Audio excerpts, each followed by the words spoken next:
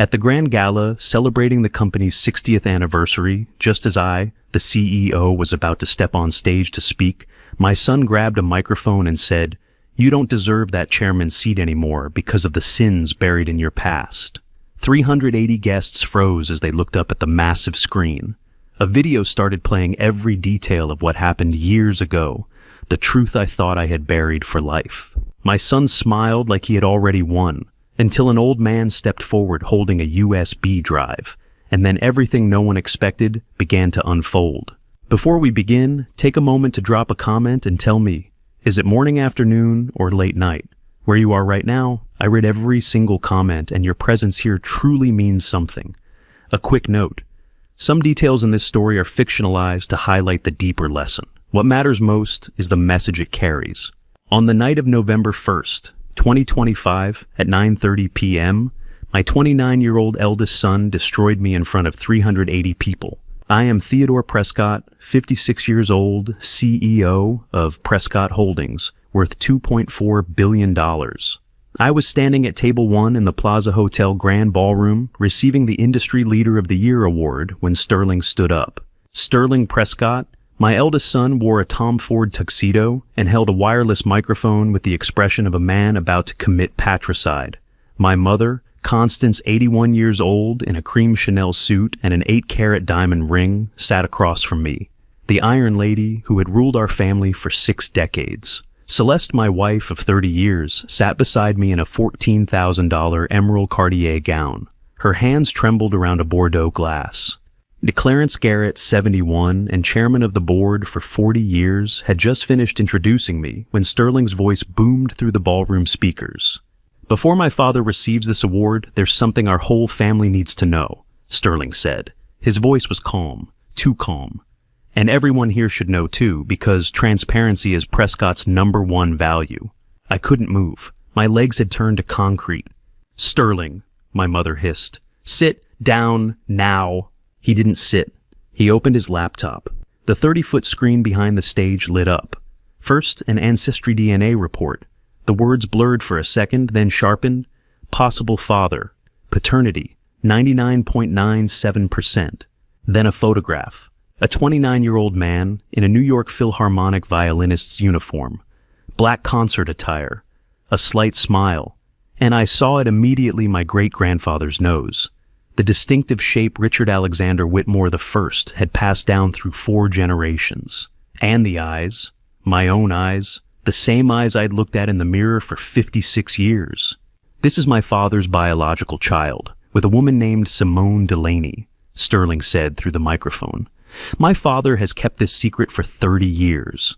The ballroom made a collective sound, 380 guests gasping as one. But I wasn't looking at them. I was staring at that face on the screen. Ronan Delaney, the caption read. Born March 1996. If that was my son, then she wasn't dead. In those 4 seconds 30 years, I spent placing white magnolias at Trinity Cemetery turned to ashes.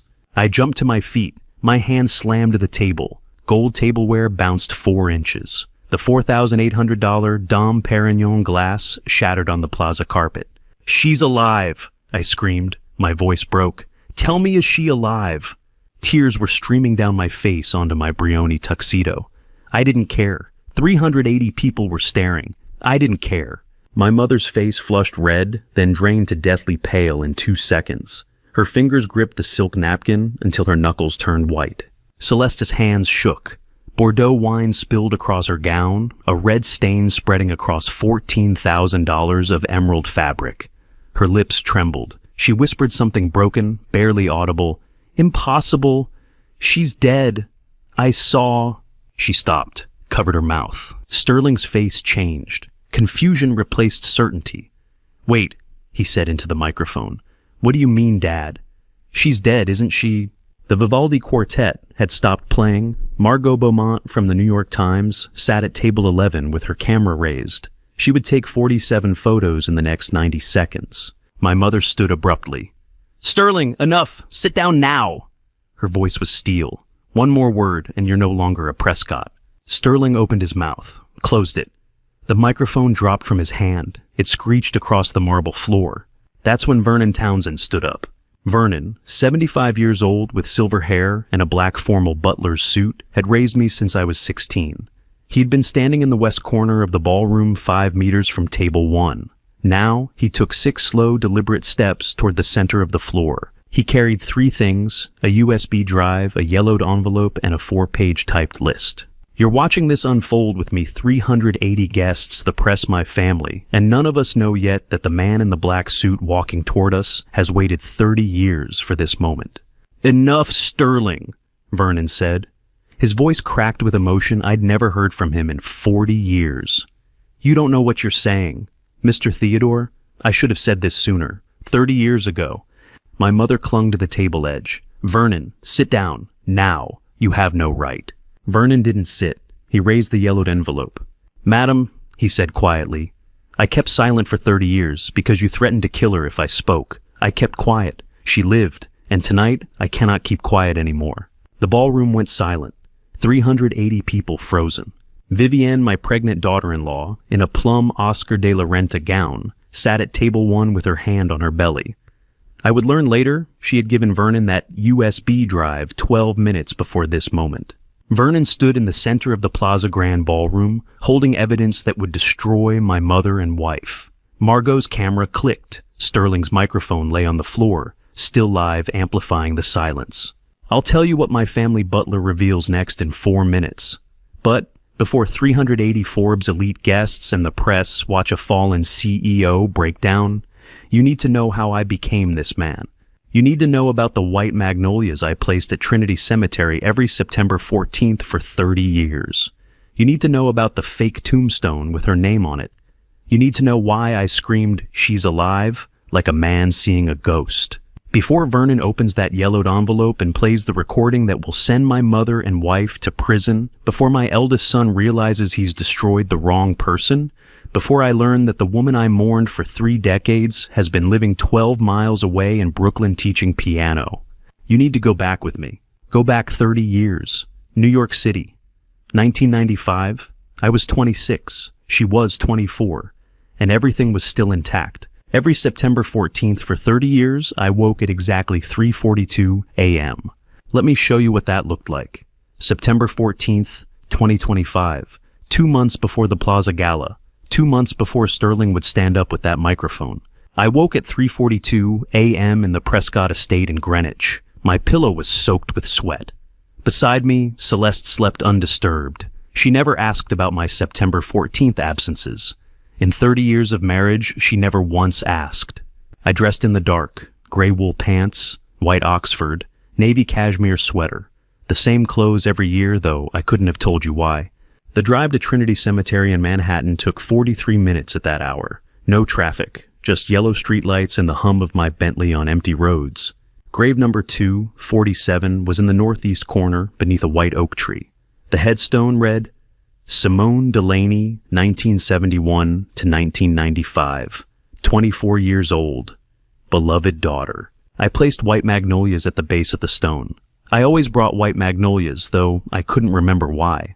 Then I sat on the wet grass for 20 minutes, my pants soaking through, and I whispered the same words I'd whispered for 3 decades. "I'm sorry," I said to the granite. "I don't know why I keep coming. I don't know what I'm apologizing for." The stone didn't answer. It never did. I drove home as the sun rose. Vernon was in the kitchen when I walked in at 7 a.m. He poured Ethiopian dark roast into my cup without asking. He knew the routine, but his eyes lingered on my face longer than usual. Something in his expression I should have noticed, should have asked about. I didn't. "Your usual, sir," Vernon said quietly. "Ethiopian dark roast." I nodded and took the cup upstairs. Why did my body remember what my mind refused to know? Why 3:42 a.m. every year for 30 years? I would learn the answer at the Plaza Gala, 2 months later, that 3:42 a.m. was the exact minute Vernon brought a beaten woman to Lenox Hill Emergency Room on September 14th, 1995. My body knew. My consciousness had been denied the truth. But I'm getting ahead of myself. Let me take you back further, to the beginning. March 1995. I was 26 years old. Fresh Harvard MBA. First weekend of my adult life. I wasn't working towards something. My father had just promoted me to junior VIP at Prescott Holdings. $800 million empire.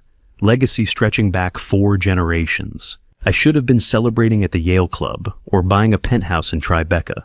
Instead, I walked into a basement jazz club on Bleecker Street at 11 p.m. on a Friday night. I don't remember why I went. Maybe I was running from something. Maybe I was looking for something. All I remember is the tungsten lights and the cigarette smoke and the music. And her. Simone was 24 years old in March 1995. Long brown hair that fell past her shoulders. Light brown eyes the color of honey when the dim stage lights caught them. Gray cardigan over a white t-shirt. Worn jeans. Fingers moving across the white keys of a 1962 Steinway upright like water. She was playing Errol Garner's Misty, head tilted slightly to the left, completely lost in the music. The basement was half full trust fund kids and artists who came to forget the world above. But I only saw her. I stayed for 3 hours. She played Errol Garner, Bill Evans, Thelonious Monk. Never spoke, never looked at the audience. Just played like she was alone in the room. At 2 a.m. the set ended. I left without talking to her. But I came back the next night. Second night she played Bill Evans' Peace Piece. I stayed until closing. Third night, Chopin's Nocturne No. 2. I sat at the same table 3rd row from the stage and memorized the way her shoulders moved when she played. Fourth night I finally spoke to her. She was at the bar after her 1:30 a.m., set drinking single malt whiskey neat. I'd rehearsed what to say for 3 nights. When I opened my mouth, everything I'd planned disappeared. "I've listened to you play 4 nights, I said. "I don't know what else to say, but I think I'll regret it for the rest of my life if I don't." She turned, looked at me, tilted her head the same way she did when she played. "That's either the best line I've ever heard or the worst," she said. Her voice was lower than I'd imagined. "Which one were you going for?" "I honestly don't know," I said. She smiled. "I'm Simone." "Richard, I lied. We talked until 4:47 a.m. About music, about Boston where she'd grown up, about escaping family expectations. Though I lied about mine. She told me she'd moved to New York at 22 with $400 and a piano scholarship she'd dropped out of. I told her I worked in finance, but didn't specify where. At 4:47 a.m., we walked 6 blocks to her apartment. 4th floor, Bleecker Street, number 4, B, red door, creaking stairs. A studio with a second-hand upright piano and a mattress on the floor. I was 26 years old, standing on Bleecker Street at 4:47 in the morning, with a woman whose name I just learned, and I thought I had forever. We dated for 8 months. I never told her I was Theodore Alexander Prescott III. I was just Richard who loved jazz and stayed until closing. Richard who showed up at her door with cheap wine and expensive lies. I thought I was protecting us. I thought if she didn't know about the money, about the family name, about the empire I was supposed to inherit, she'd love me for me. I was right about that. Just not in the way I thought. 8 months, March through November, spring turned to summer, turned to fall. I'd spend weeknights at board meetings and country club dinners with Celeste, the woman my mother had chosen for me, and weekends in that 4th floor walk-up with Simone, pretending I was someone else.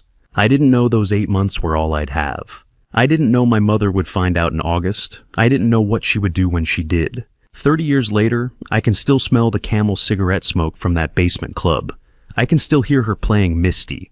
I can still see the way she tilted her head when she looked at me, like I was a puzzle she was trying to solve. And every September 14th for 30 years, my body woke at 3:42 a.m. to mourn a woman I thought was dead. When do you tell the woman you love that you've been lying about who you are for 4 months? July 1995, 4 months after that first night at the jazz club. 4 months of being Richard, just Richard who loved music and stayed until closing. I took her to Coney Island on a Sunday afternoon. Late July heat. The beach was half empty because everyone sensible was at the Hamptons or the Jersey Shore. We weren't sensible.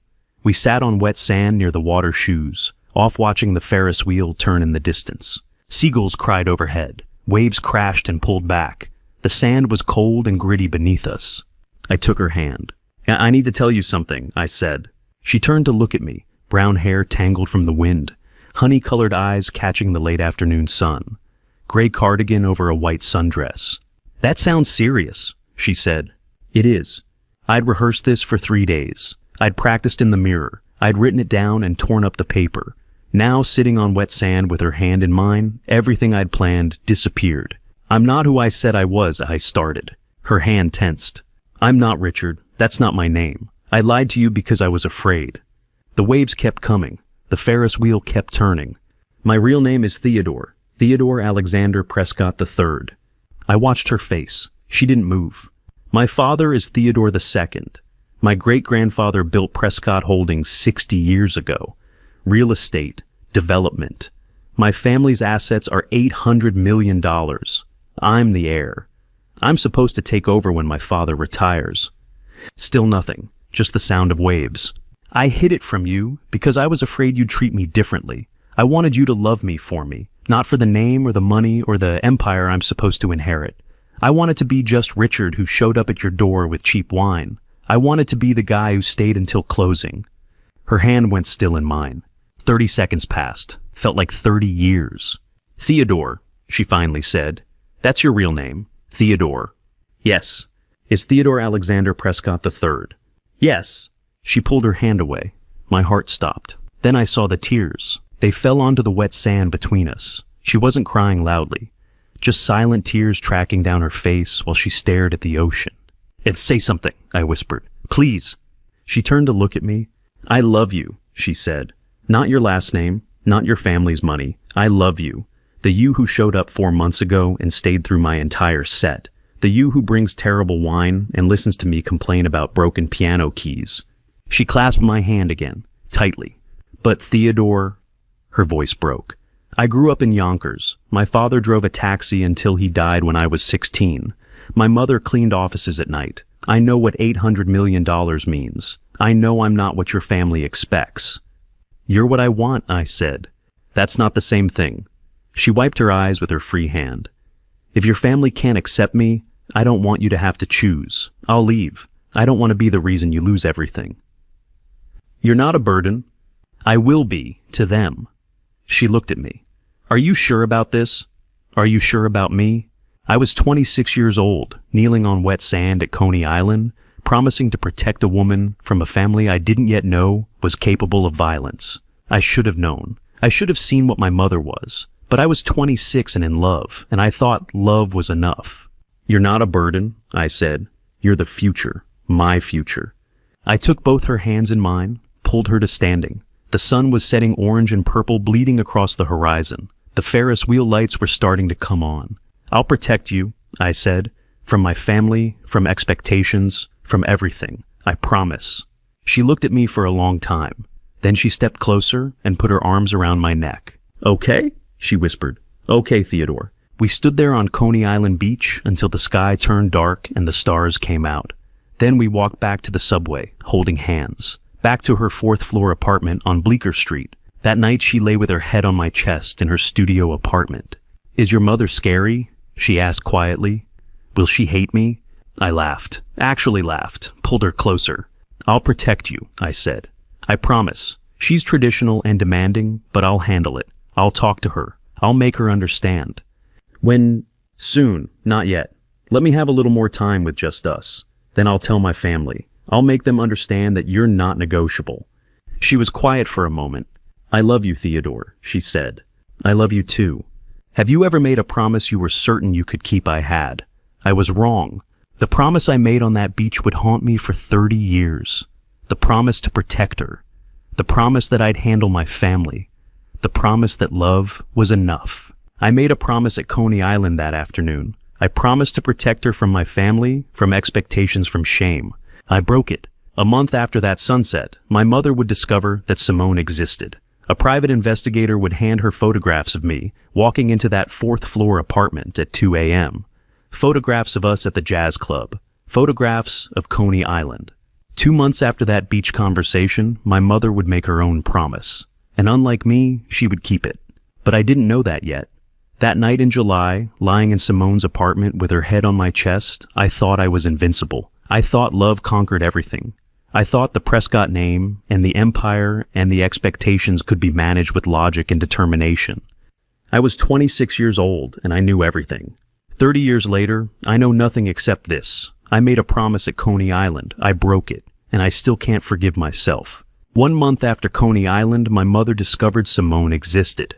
I sat at my family's dinner table on a Friday night in August and met the woman my mother had chosen to be my wife. I'd driven to the Prescott estate in Greenwich expecting a routine dinner. I walked into the formal dining room at 6:30 and saw the Wedgwood china set for 5. The baccarat chandelier was lit, candles on the table. My mother, Constance, sat at her usual place.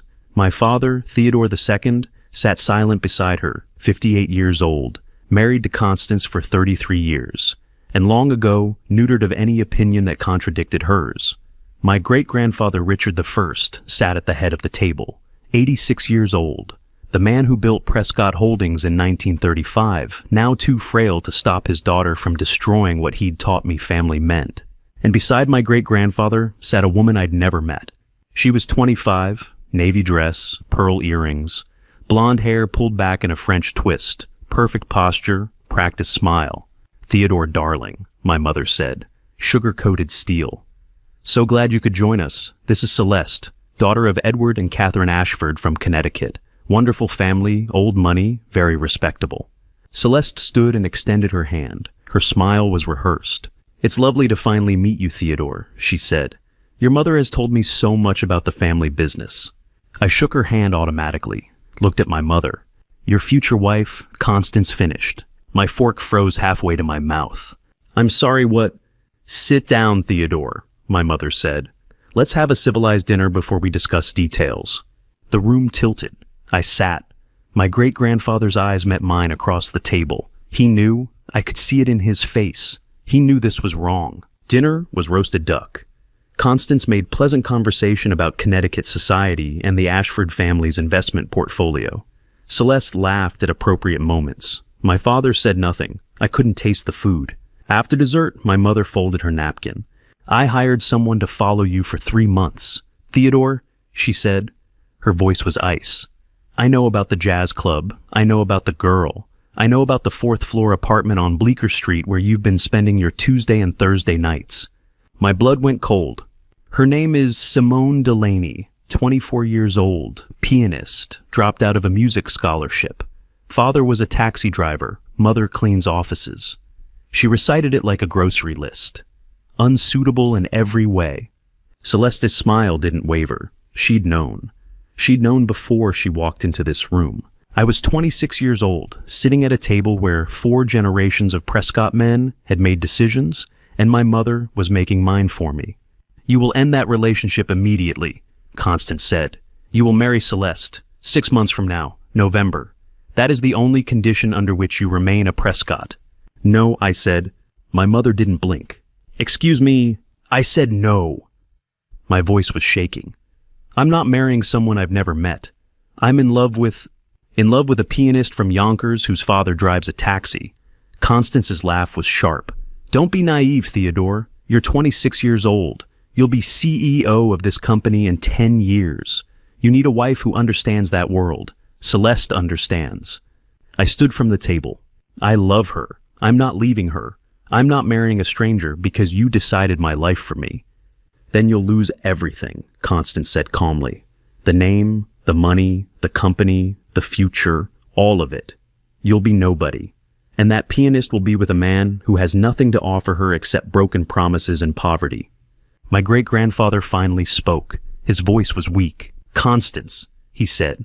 This isn't right. You can't force... Father, this is family business. Constance cut him off without looking at him.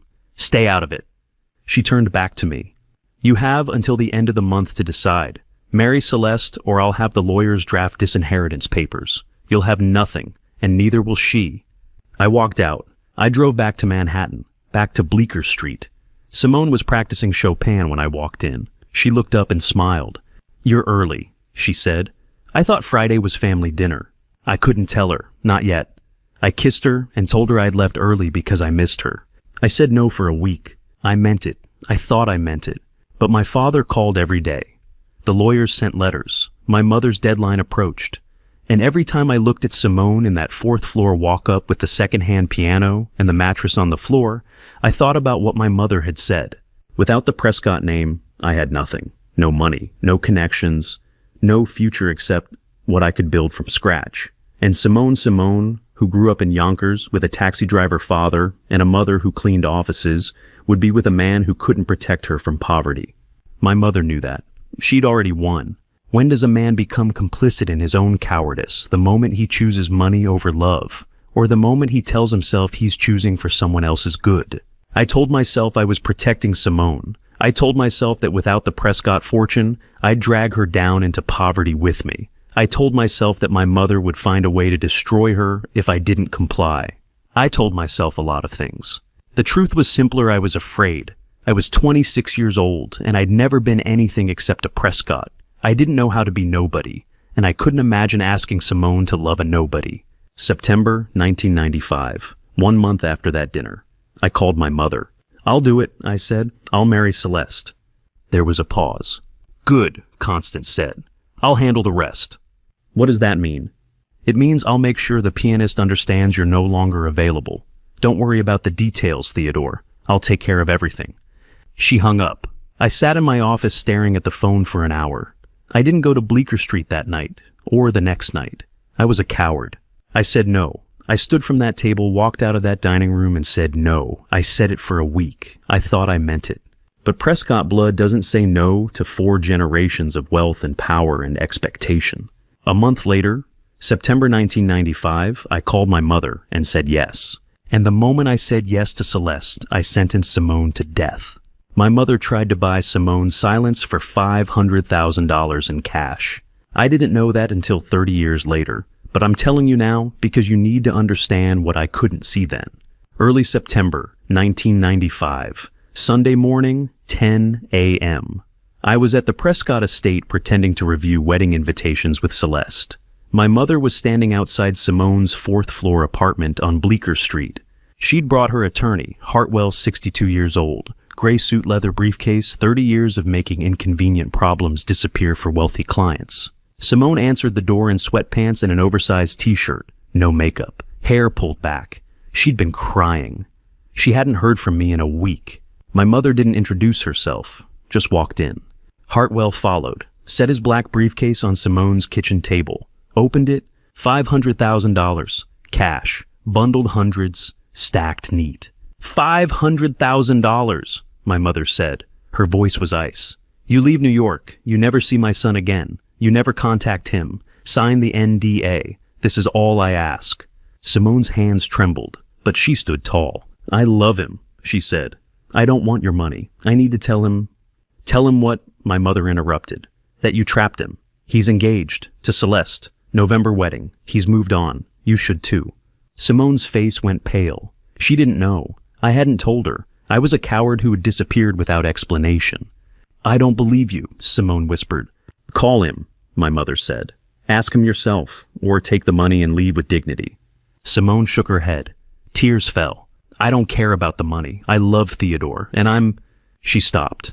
She'd been about to say it, about to tell my mother what I didn't know. Simone was 2 months pregnant with my child. She caught herself, closed her mouth. She wasn't going to tell my mother before she told me, even after I'd abandoned her. "I'm not leaving," Simone said quietly. "I don't want your money. I want to talk to Theodore." My mother stood, closed the briefcase. "Then you've made your choice," she said. She walked out. Hartwell followed. That's when my mother made her second call. A woman refused $500,000 because she loved a man who'd already chosen someone else. A woman protected a secret she should have revealed. A woman signed her own death warrant with principle. My mother sat in her black Mercedes outside that apartment building. She used the car phone, called Celeste.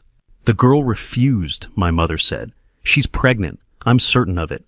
You understand what needs to happen. Make sure she loses it. I don't care how."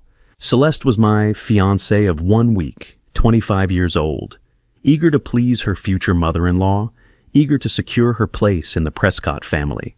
"I understand," Celeste said. "I'll handle it. My sister Colleen knows people who can..." "I don't need details," my mother interrupted. "I need results." Colleen Ashford was 23 years old in September 1995, Celeste's younger sister, ambitious, cold, eager to help her sister secure the marriage that would make the Ashford family Prescott adjacent. Colleen made 4 phone calls, 4 men she knew from Connecticut, former security, former military, men who did cash work and didn't ask questions. The plan was simple. September 14th, night, Bleecker Street, 4th floor. Beat her until she miscarries. Don't kill her, that brings police. Just eliminate the pregnancy. Payment $80,000, $20,000 each. Colleen made the arrangements. Celeste approved. My mother never asked for details. I was planning my wedding to Celeste. I didn't know any of this was happening. September 14th, 1995, 10:14 p.m., light rain. Simone was 3 months pregnant, playing Debussy's Clair de Lune on her upright piano. She played when she was sad. She'd been playing for hours. 4 masked men broke down her door with a crowbar. She turned from the piano, saw them, clutched her stomach. "Don't hurt my child," she screamed. "Please don't hurt my baby. I'll leave. I'll do whatever you want. Don't." Blow to the head. She fell backward, hit her head on the piano bench. Blow to the stomach. She curled around her belly, trying to protect what was inside. Another blow. Another. She collapsed on the carpet. Blood pooled around her head. Her hands were still clutched around her stomach. 90 seconds. That's how long it took to destroy 2 lives, the mother and the unborn child she was trying to protect. The men left, down the stairs, into a van, drove north on Bleecker. Celeste sat in a Lincoln Town car 30 meters down the street. She'd been there the whole time, watching the 4th floor window, waiting. Her phone buzzed. Text from Colleen, done. Celeste started the engine, drove north toward the Hamptons, didn't look back at the 4th floor window where Simone was dying. Simone lay on the carpet of apartment 4B. Blood pooled around her head. The piano bench was overturned. Debussy's sheet music scattered across the floor like snow. She was unconscious, 3 months pregnant, bleeding. Nobody knew, nobody helped. I was asleep in Greenwich, in the estate, in my childhood bedroom.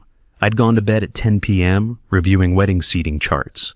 At 10:14 p.m., the exact moment Simone's head hit the floor, I had a dream I can't remember. My pillow was soaked with sweat when I woke at 3:42 a.m. I didn't know why. Simone lay there for 47 minutes. The rain got heavier. Thunder rolled over Greenwich Village. The 4th floor window of apartment 4B was dark. Her neighbors heard nothing. Or, if they did, they didn't care. New York in the 90s, you heard screams, you turned up your TV. 47 minutes. Blood soaking into the carpet, her hands still clutched around her stomach, breathing shallow, heart rate dropping. The baby inside her, my child, though I didn't know it existed, fighting to stay alive. She lay on the carpet of apartment 4B for 47 minutes before anyone found her. Blood pooled around her head. The piano bench was overturned. Debussy's sheet music scattered across the floor. Nobody knew. Nobody helped. Until Vernon came in. I wasn't there when Vernon saved her life. I was at home in Greenwich, in the Prescott estate, planning my wedding to the woman who'd ordered her death. Vernon was 45 years old in 1995. He'd raised me since I was 16. He knew me better than my own father did.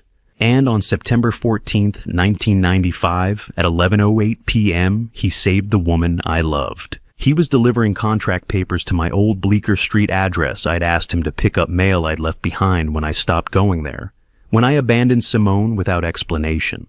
He climbed the stairs to the 4th floor, heard groaning through the door of apartment 4B. Vernon broke the door down with his shoulder. He found her unconscious in a pool of blood. The piano bench was overturned. Debussy's sheet music scattered everywhere. Her hands were still clutched around her stomach. He checked her pulse. Weak, but there. He put his hand on her abdomen, felt movement.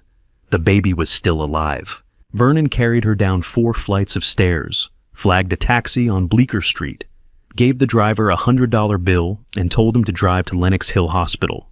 They arrived at the emergency entrance at 3:42 a.m. September 15th. Dr. Elena Vasquez was the 25-year-old ER nurse who saved them both. She took one look at Simone, unconscious, blood-soaked, 3 months pregnant, and started barking orders. "She's lost a lot of blood," Dr. Vasquez said. "Blunt force trauma to head and abdomen. She's pregnant approximately 12 weeks. Get me 2 units O negative and prep for ultrasound. Now." Vernon stood in the waiting room for 6 hours. He didn't call me. He didn't call my mother. He made one phone call. To Hartwell. At dawn, 6:17 a.m. Hartwell arrived at Lenox Hill. He found Vernon in the waiting room.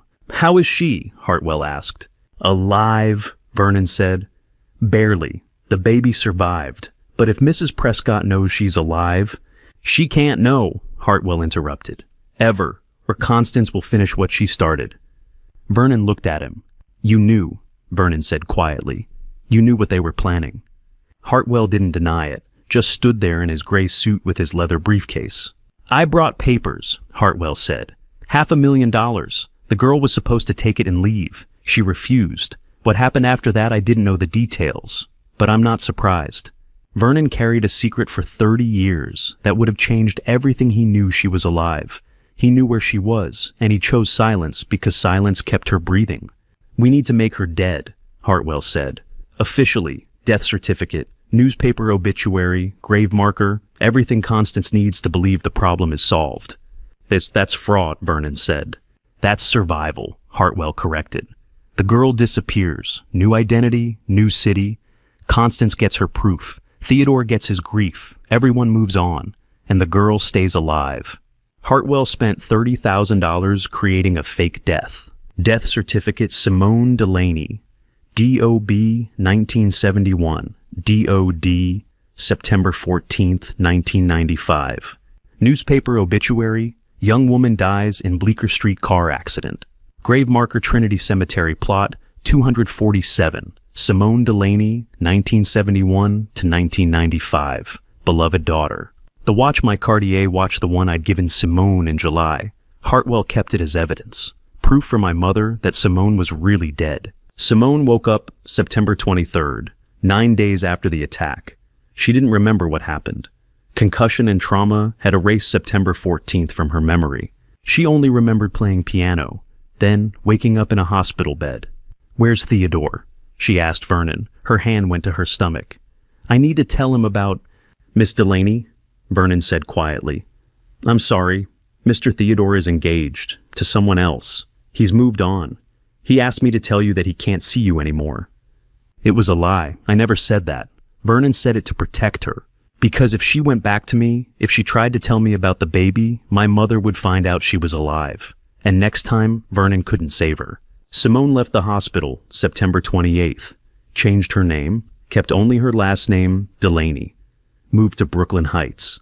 Vernon sent her anonymous money every month for 30 years, $2,500, always from a different bank account, always untraceable.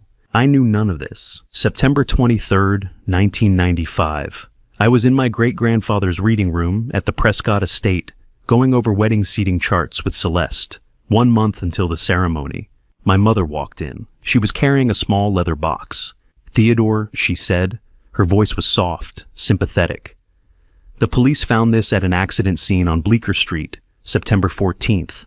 A young woman died. A car accident. I'm so sorry, darling. She opened the box. My Cartier watch, the one I'd given Simone, tank style, vintage 1985, engraved on the back for S always R. Richard, the fake name I'd used. My mother handed me a folded newspaper clipping. Simone Delaney, 24, died September 14th in single car accident on Bleecker Street. I read. My hands were shaking. No other vehicles involved. Police found no signs of foul play. The watch fell from my hand to the carpet. I collapsed into the Italian leather armchair. I cried for 47 minutes. My mother sat beside me. Celeste came in halfway through, put her hand on my shoulder. I should have protected her, I whispered. I promised I'd protect her. You couldn't have known Theodore, Celeste said. False sympathy. It was an accident. She was the woman who'd sat in a car 30 meters away, watching the attack she'd helped orchestrate. She was comforting me about the death she'd ordered. I held that Cartier watch in my hand and believed my mother when she said it came from the police. I believed the newspaper. I believed the grave. For 30 years, I believed every lie. October 1995. I married Celeste at Trinity Church, the same church where I would place white magnolias at a fake grave every September 14th for 3 decades. I surrendered to grief. I surrendered to my mother's will. I surrendered to my family's expectations. I became CEO. I built the empire. I raised 3 sons. I slept beside Celeste for 30 years. And every September 14th, I woke at 3:42 a.m., the exact minute Vernon brought Simone to the emergency room, with a dream I couldn't remember and sweat soaking through my pillow. 30 years later, I still haven't forgiven myself for that surrender. Until Vernon told me in that Cadillac at 1:23 in the morning, crossing the Brooklyn Bridge, that I'd been deceived. 30 years passed, and I built a life on a lie I didn't know I was living. September 2025. 47 days before the Plaza Gala. I was 56 years old, CEO of Prescott Holdings, worth $2.4 billion. Married to Celeste for 30 years. 3 grown sons. I sat at the breakfast table in the Prescott estate in Greenwich. Lakeview through the windows. September morning sun on the water. Wall Street Journal folded beside my coffee cup. Celeste sat across from me. 55 years old, silver streaks in her blonde hair, reading something on her iPad. Patricia suggested the gala include a tribute to your mother's 80th, she said, without looking up. Separate cake, speech from Clarence. What do you think? I turned a page in the journal. Fine, I said. Whatever mother wants. It's her company as much as mine. Vernon poured coffee into my cup. He was 75 years old, silver hair, black formal suit.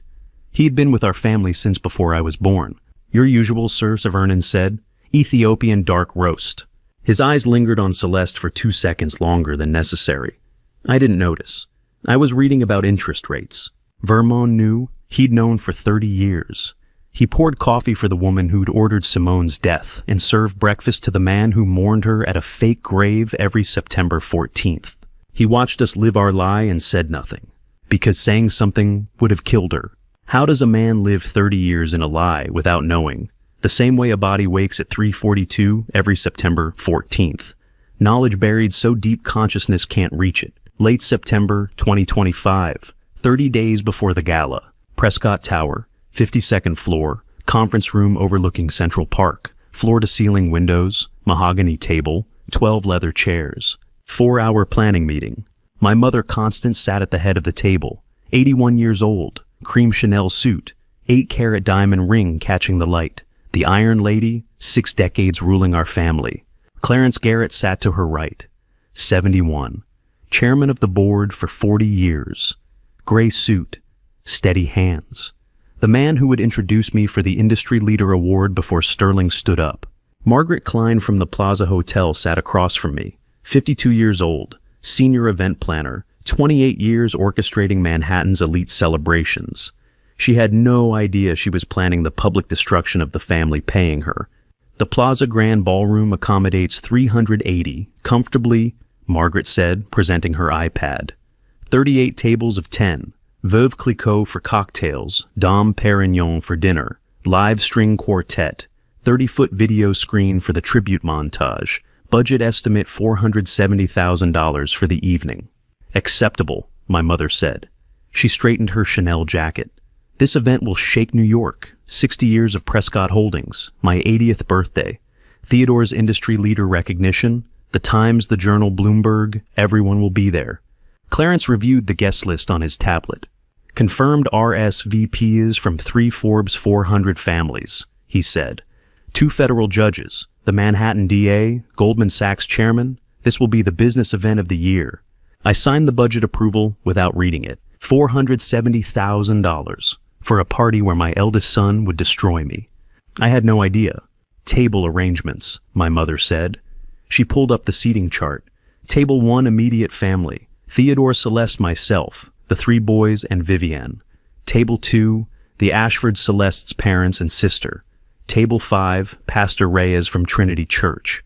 I want everyone positioned perfectly for the photographs. The awards ceremony is scheduled for 9:15, Margaret said.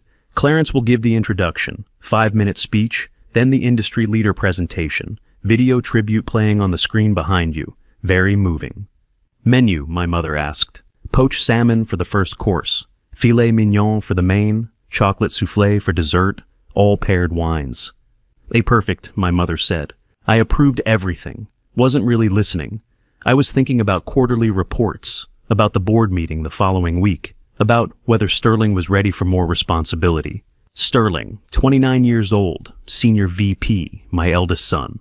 He was planning a hostile takeover. I didn't know. He'd hired Barrett Finch, my middle son, to help expose my secret. I didn't know. He'd found Ronan Delaney through Ancestry DNA. I didn't know. I sat in that conference room approving $470,000 for a party where my eldest son would destroy me, and I had no idea. November 1st, Saturday. Margaret confirmed. Cocktails at 7 p.m., dinner at 8:30, Awards at 9:15. I'll coordinate with the New York Times photographer. This will be spectacular. My mother smiled, satisfied. 60 years, she said. My father-in-law Richard built Prescott Holdings in 1935. 90 years of family legacy. This Gala celebrates everything we've protected, everything we've built, everything she'd protected, including a 30-year-old murder conspiracy. The press will love it, Clarence said. Forbes already confirmed they're sending their senior business editor. Wall Street Journal wants an exclusive interview with you the week before. Schedule it, I said. The meeting ended at 4:30 p.m.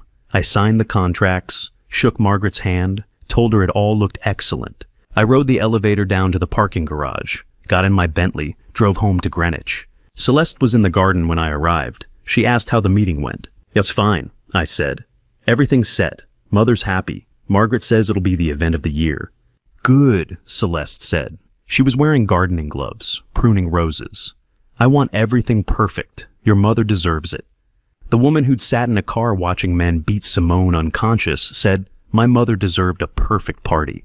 I kissed her cheek and went inside. Vernon was in the kitchen, making dinner. He looked at me. Everything all right, sir? He asked quietly. I'm fine, Vernon, I said. Just tired. He nodded, went back to chopping vegetables. He knew, he'd always known, and he was waiting. Waiting for November 1st, waiting for the moment when he could finally tell the truth. Constance was right about one thing: the event would shake New York. But it wouldn't shake New York because of our 60th anniversary, or her 80th birthday, or my Industry Leader Award. It would shake New York because in 47 days, Vernon would walk into the center of that grand ballroom with a USB drive and a yellowed envelope and reveal what she'd done 30 years ago. She was planning her triumph. She was building her own gallows. What's the price of vanity? $399, as it turns out. That's what it cost my wife to destroy everything we'd built on a foundation of lies. I didn't know any of this was happening when it happened. I learned it later after the gala, after Sterling's public execution of our family. I learned it from Celeste herself in our lawyer's office when she was trying to explain how the secret got out.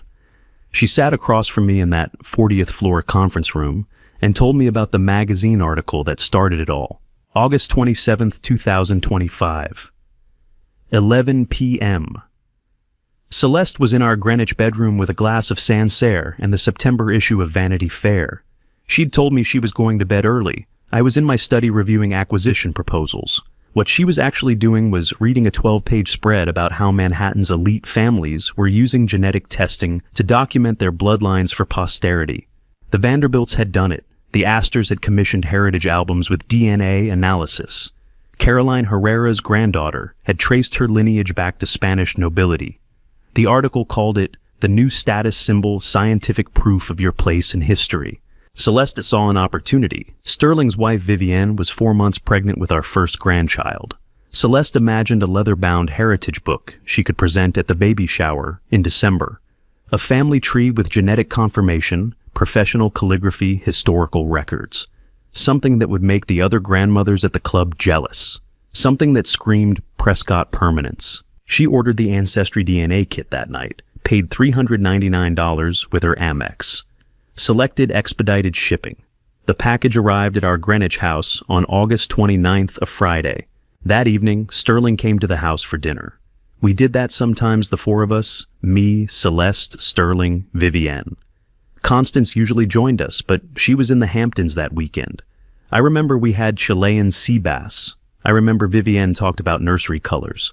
After dinner, Celeste gave Sterling the DNA kit in the study. She had wrapped it in cream tissue paper, like it was a gift. Sterling told me later what he was thinking when she handed it to him.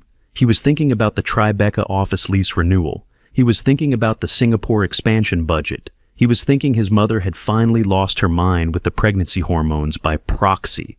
It's for the baby, Celeste said, according to Sterling's account. The baby isn't born yet, Sterling replied. No, darling, it's your DNA for the heritage album, so your child knows where they come from. Sterling looked at the kit, looked at his mother, looked at me. I was signing some paperwork Hartwell had sent over. I wasn't paying attention. I should have been paying attention. His phone buzzed email from Tokyo about quarterly projections. Sure, mother, Sterling said. Whatever you want. Endif, embomf, and pool. He did the cheek swab right there in the study, sealed it in the provided envelope, handed it back to Celeste.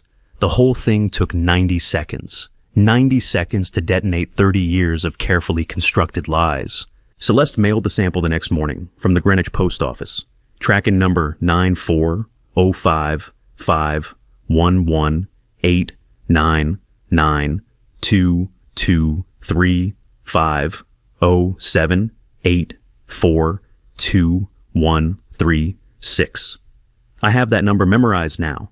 It's the number that ended my marriage. The kit arrived at the Ancestry DNA processing facility in Utah on September 2nd. Standard processing time was 6 to 8 weeks, but Celeste had paid for expedited service 3 to 4 weeks. I went to Boston that week for a board meeting. Celeste went to a spa in Vermont with her sister Colleen. Sterling closed the Singapore deal. Vivienne ordered a crib from Italy. Constance returned from the Hamptons and started planning the November Gala. We were all just living our lives unaware that, in a laboratory in Salt Lake City, technicians were extracting my son's DNA and comparing it to millions of samples in their database. September 9th, the lab had a processing delay equipment malfunction. It bought us 1 more week of peace. September 16th, the results were ready. September the 17th, 7:42 a.m. Sterling got an email from Ancestry DNA. Subject line, "Your DNA results are ready." He was in his Tribeca penthouse drinking espresso, reviewing pre-market trading data. He almost deleted it. Vivienne was still asleep.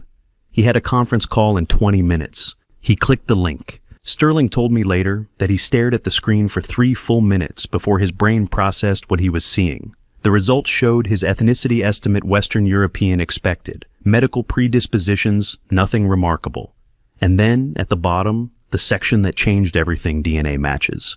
Top match Ronan Delaney. Relationship half-brother. Shared DNA 1,847 centimorgans. Confidence level 99.97%. Sterling had never heard the name Ronan Delaney in his life. He clicked on the profile.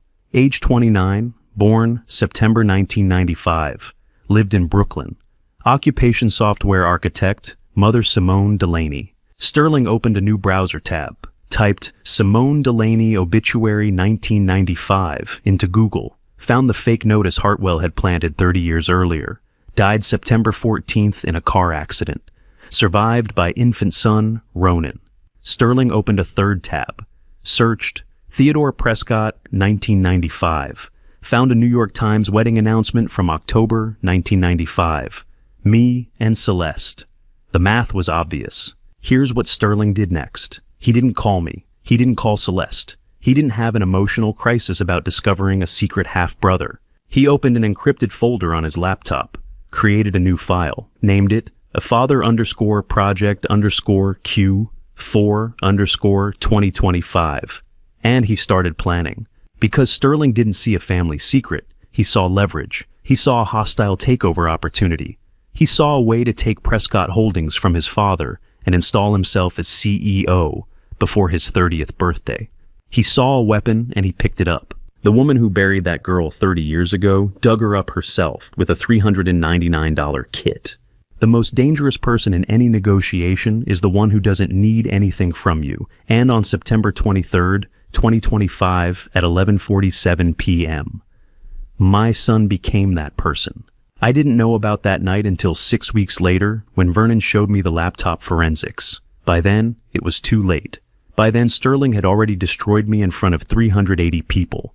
But that Tuesday night in September, while I slept 12 miles away in Greenwich, he sat in his Tribeca penthouse and weaponized my past. The DNA results were still on his screen. I've seen the screenshots Vernon recovered. Top match RD relationship half-brother. Shared DNA 1,847 centimorgans. Confidence level 99.97%. Sterling sat at his glass desk overlooking the Hudson River. Floor-to-ceiling windows. City lights reflecting off black water. Blue laptop glow on his face. According to the system logs, he'd been staring at that screen for 3 hours and 12 minutes. His first words captured by his own Alexa device, which Vernon later subpoenaed, were not shock or hurt or confusion. Not a brother, Sterling said to the empty room. A lever. That's when he created the folder. I've seen it. Vernon walked me through every file. father underscore project underscore Q4 underscore 2025. 3 subfolders inside legal underscore vulnerabilities. Board underscore contacts. Timeline underscore attack. Military precision. Clinical detachment. My 29-year-old son analyzing the discovery of his secret half-brother the way he'd analyze a merger opportunity. Asset or liability. Cost versus benefit. Risk-adjusted return. He opened a new document, typed, question: can illegitimate biological son be weaponized for hostile takeover? Truster. Then he started calculating. I've spent 10 months trying to understand what happened in Sterling's head that night. Was there a moment, even 5 seconds, when he felt something human curiosity about his half-brother, anger at me for the lie, sympathy for the woman my mother tried to kill? Vernon says no. The forensics show pure strategy from minute 1. No Google searches about Ronan Delaney's life. No social media stalking. No attempt to understand the human being on the other end of that DNA match. Just calculations. Sterling pulled up the Prescott Industries shareholder agreement, the one we'd signed in 2010 when I gave him his first equity stake. He was 15 years old. I remember thinking I was teaching him responsibility, building his future, preparing him to lead the company I'd spent 30 years growing. He scrolled to page 47. Section 12.3, Conduct and Disclosure Requirements. The morality clause I'd insisted on, including for all shareholders, including myself.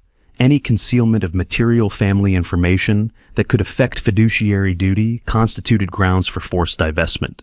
I'd written that clause. Me, Theodore Prescott, age 41, so proud of my ethical corporate governance. Sterling highlighted it. Yellow. Saved a screenshot to legal underscore vulnerabilities. According to the timestamp, he smiled. The laptop camera caught it. Vernon showed me. Not a smirk, not anger, just satisfaction. The expression of someone who'd found exactly what he needed. He opened a spreadsheet, started running numbers. My 51% controlling stake, his 19%. The remaining 30% split among board members and minority investors. He typed public exposure plus shareholder, chaos plus morality clause equals forced resignation. Hostile takeover, window 90 days. Then he wrote, he built the weapon. I just need to aim it. I was in Greenwich that night, asleep in the bed I shared with Celeste, dreaming about nothing, content, secure, believing my son loved me, while he sat in Tribeca calculating my destruction. Here's what Vernon's forensics couldn't capture the moment Sterling learned to think like this. But I don't need forensics for that. I know exactly when I taught him. He was 7 years old. We were in my study in Greenwich, the same study where 22 years later, Celeste would hand him the DNA kit that started all of this.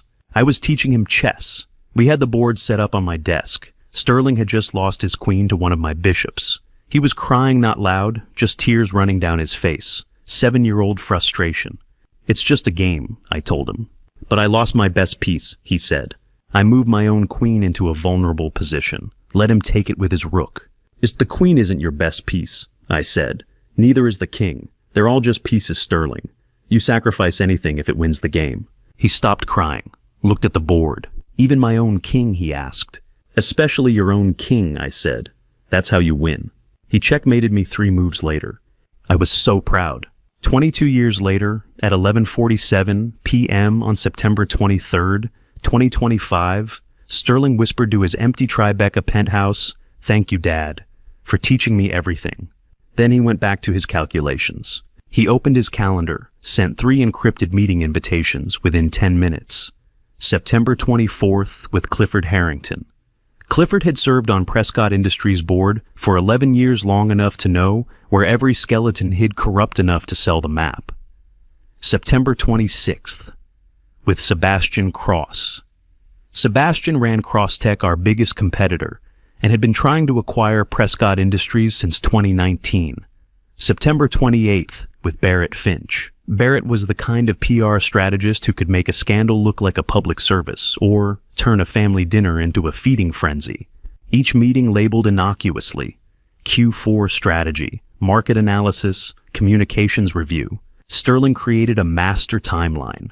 45 days until the Plaza Hotel Gala. The event Constance had been planning for months. 380 guests. New York's elite. The perfect public stage. He typed research September, recruit October, execute November 1st. Then he did something that Vernon's forensics captured, but I still can't believe. Sterling stood, walked to his bar, poured himself 2 fingers of Pappy Van Winkle 23-year bourbon, my favorite. He kept a bottle in his penthouse specifically for when I visited. He raised the glass to the empty room. To the king, he said, drank it, neat, didn't even flinch. Closed his laptop at 1:03 a.m., went to bed. According to his sleep tracker, yes, Vernon subpoenaed everything Sterling slept, 7 hours and 42 minutes. No interruptions. Perfect REM cycles. He slept like a man with nothing on his conscience. Because he didn't have a conscience. Not anymore. Maybe he never did. Maybe I raised something inhuman and just didn't want to see it. Maybe the 7-year-old who learned to sacrifice his own king was already broken and I was just too proud of my teaching to notice. The child I raised for 29 years became the scariest person I'd ever met. And I had no idea until that Saturday night at the plaza when he stood in front of 380 people and sacrificed his own king to win the game. The cruelest weapon in any war is the truth told halfway and on October 12th, 2025 at 9:47 p.m. My biological son heard his first lie about me. Sterling's first meeting was September 24th with Clifford Harrington. His second was September 26th with Sebastian Cross. But the third meeting, October 12th, with Barrett Finch, that's the one that haunts me. Because that's when they weaponized the son I never knew existed. Barrett was waiting at Penn Station, main concourse near the 7th Avenue exit, 9:30 p.m. Sunday night. The fluorescent lights made everyone look sick. Commuters streaming past with weekend bags and coffee cups. Train announcements echoing off the vaulted ceiling. Barrett had a photograph. Vernon showed it to me, later pulled from Barrett's phone records. A screenshot of Ronan Delaney's LinkedIn profile. Second chair violinist, New York Philharmonic. 29 years old. My son. Ronan emerged from the subway entrance carrying a violin case. Black peacoat jeans messenger bag. He'd just finished evening rehearsal at Lincoln Center. According to the MetroCard logs Vernon subpoenaed, Ronan took this route every Sunday night. 9:27 p.m. train from Columbus Circle to Penn Station, then the LIRR home to his apartment in Forest Hills. Barrett had been tracking him for 2 weeks. Ronan Delaney, Barrett said. Ronan stopped, looked at him, cautious. Do I know you? No, Barrett said, but I know who your father is. According to the security footage Vernon obtained, yes, he got everything. Ronan's face went completely still, not shocked, not angry, just frozen. The expression of someone who'd been waiting 30 years for this sentence. I don't have a father, Ronan said. You do, Barrett said. His name is Theodore Prescott, and he's been lying about you for 3 decades. That's the moment, right there.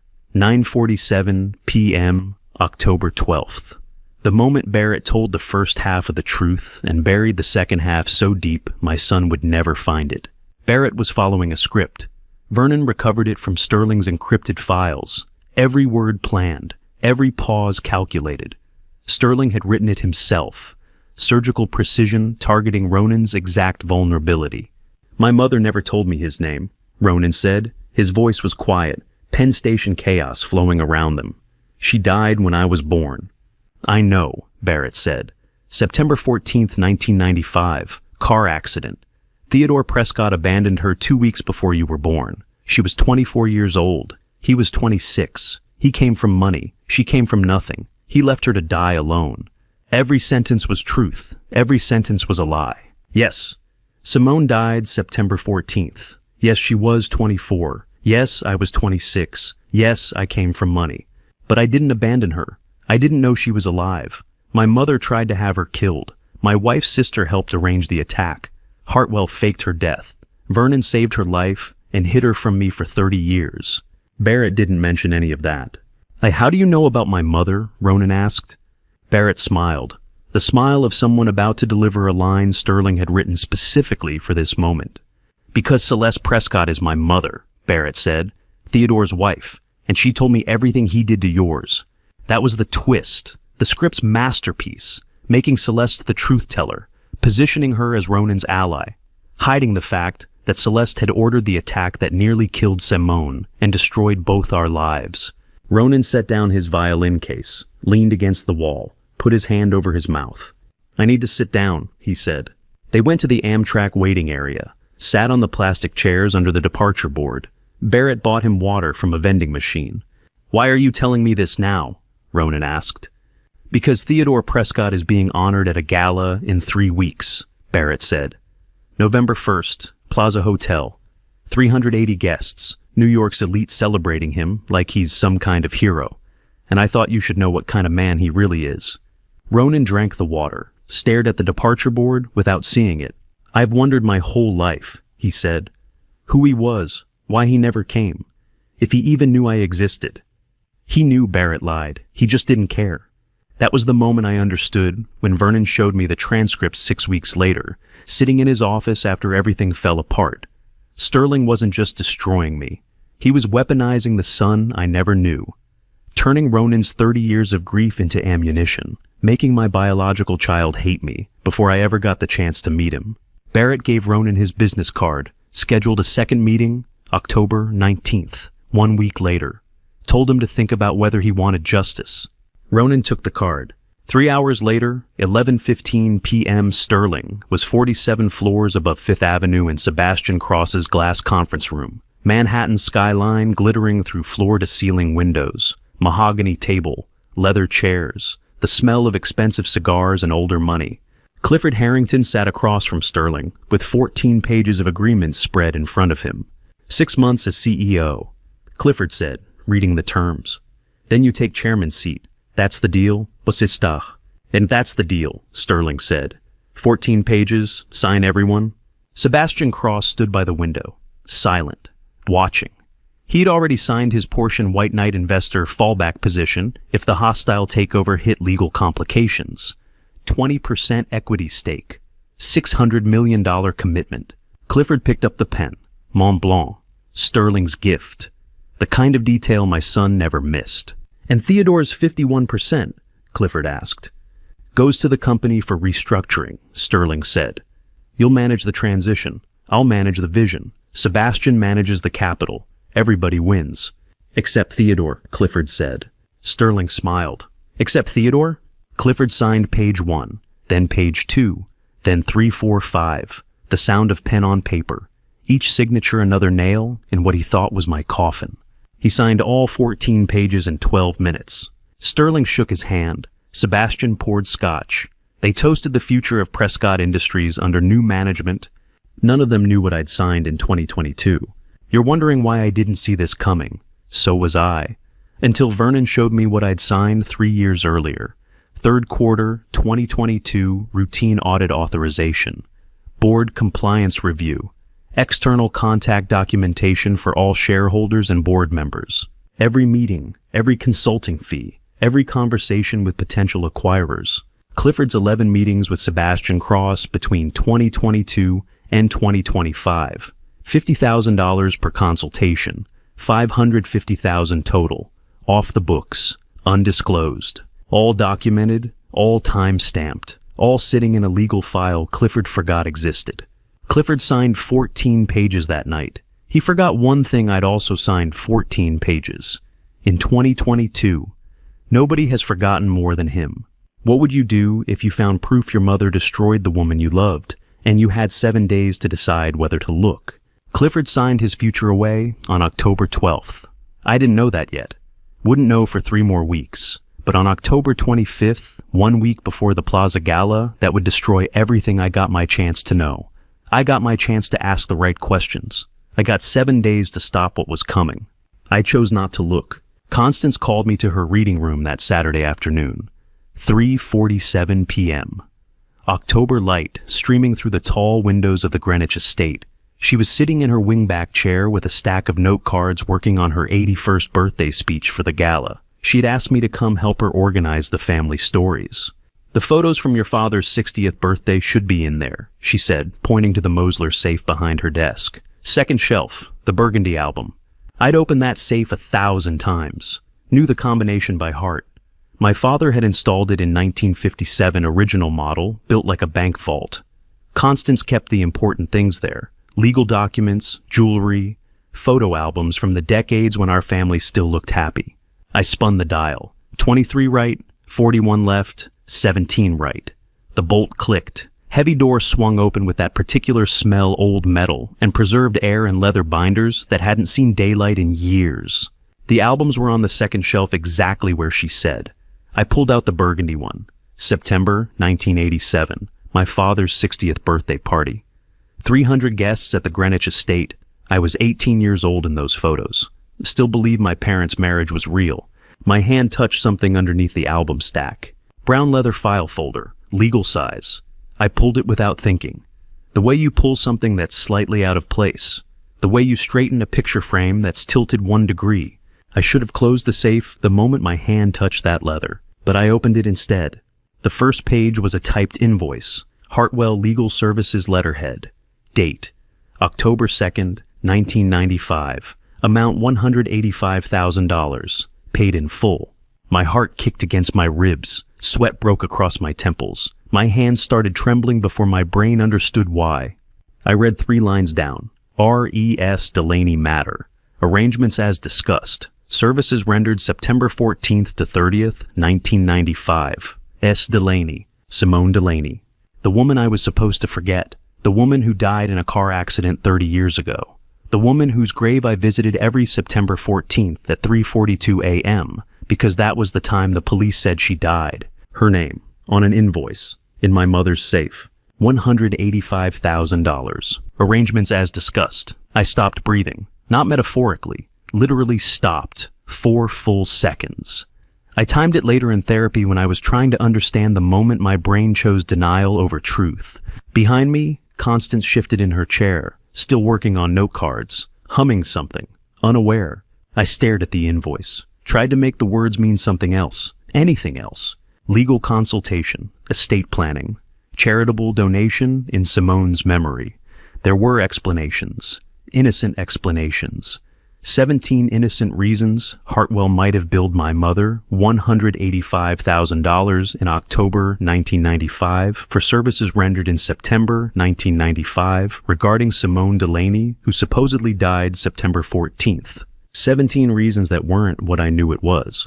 Memory hit me like a fist, unannounced, unwanted. September 13th, 1995. 9 p.m. Simone's Bleecker Street apartment. Dim light from the single lamp by her bed. She was 4 months pregnant. I didn't know. She hadn't told me yet. I was there to say I couldn't see her anymore. My mother had threatened to cut me off. My father had threatened to disown me. Celeste Ashford was being presented as my future wife in 3 days. Simone stood in the doorway wearing my Columbia t-shirt, barefoot, hair loose, looking at me with those eyes that saw everything I was too coward to say. "You're not coming back," she said. Not a question. "I have to do what's right for my family," I said, the coward script. "I am your family," she said. I left anyway, walked down 4 flights of stairs, got in my car, drove to Greenwich, didn't look back.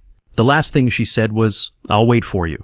30 years later, I was standing in my mother's reading room holding an invoice that said, "My mother paid Hartwell $185,000 the month after Simone died, after I married Celeste, after the car accident that killed the woman who said she'd wait for me." I stood there 47 seconds. I know because Vernon pulled the estate security footage later, showed me 47 seconds of me frozen at the safe, holding that file staring at my mother's back. 47 seconds to choose. I chose wrong. I told myself she's 81. The gala is in 7 days. 380 people are coming. Don't make things difficult. There could be explanations. Innocent explanations.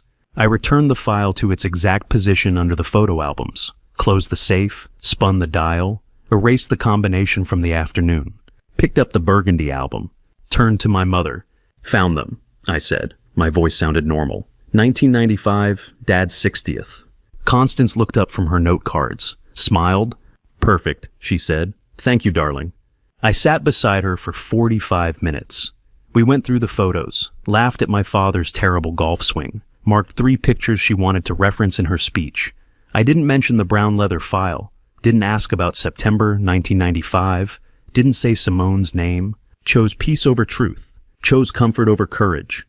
Chose the same thing I'd chosen 30 years earlier when I walked out of that Bleecker Street apartment and left her waiting. You're wondering why I didn't ask, why I didn't confront her right then. So was I, for 7 days. Until November 1st, when I understood I already knew. I just didn't want to. Wanting not to know is its own kind of knowing.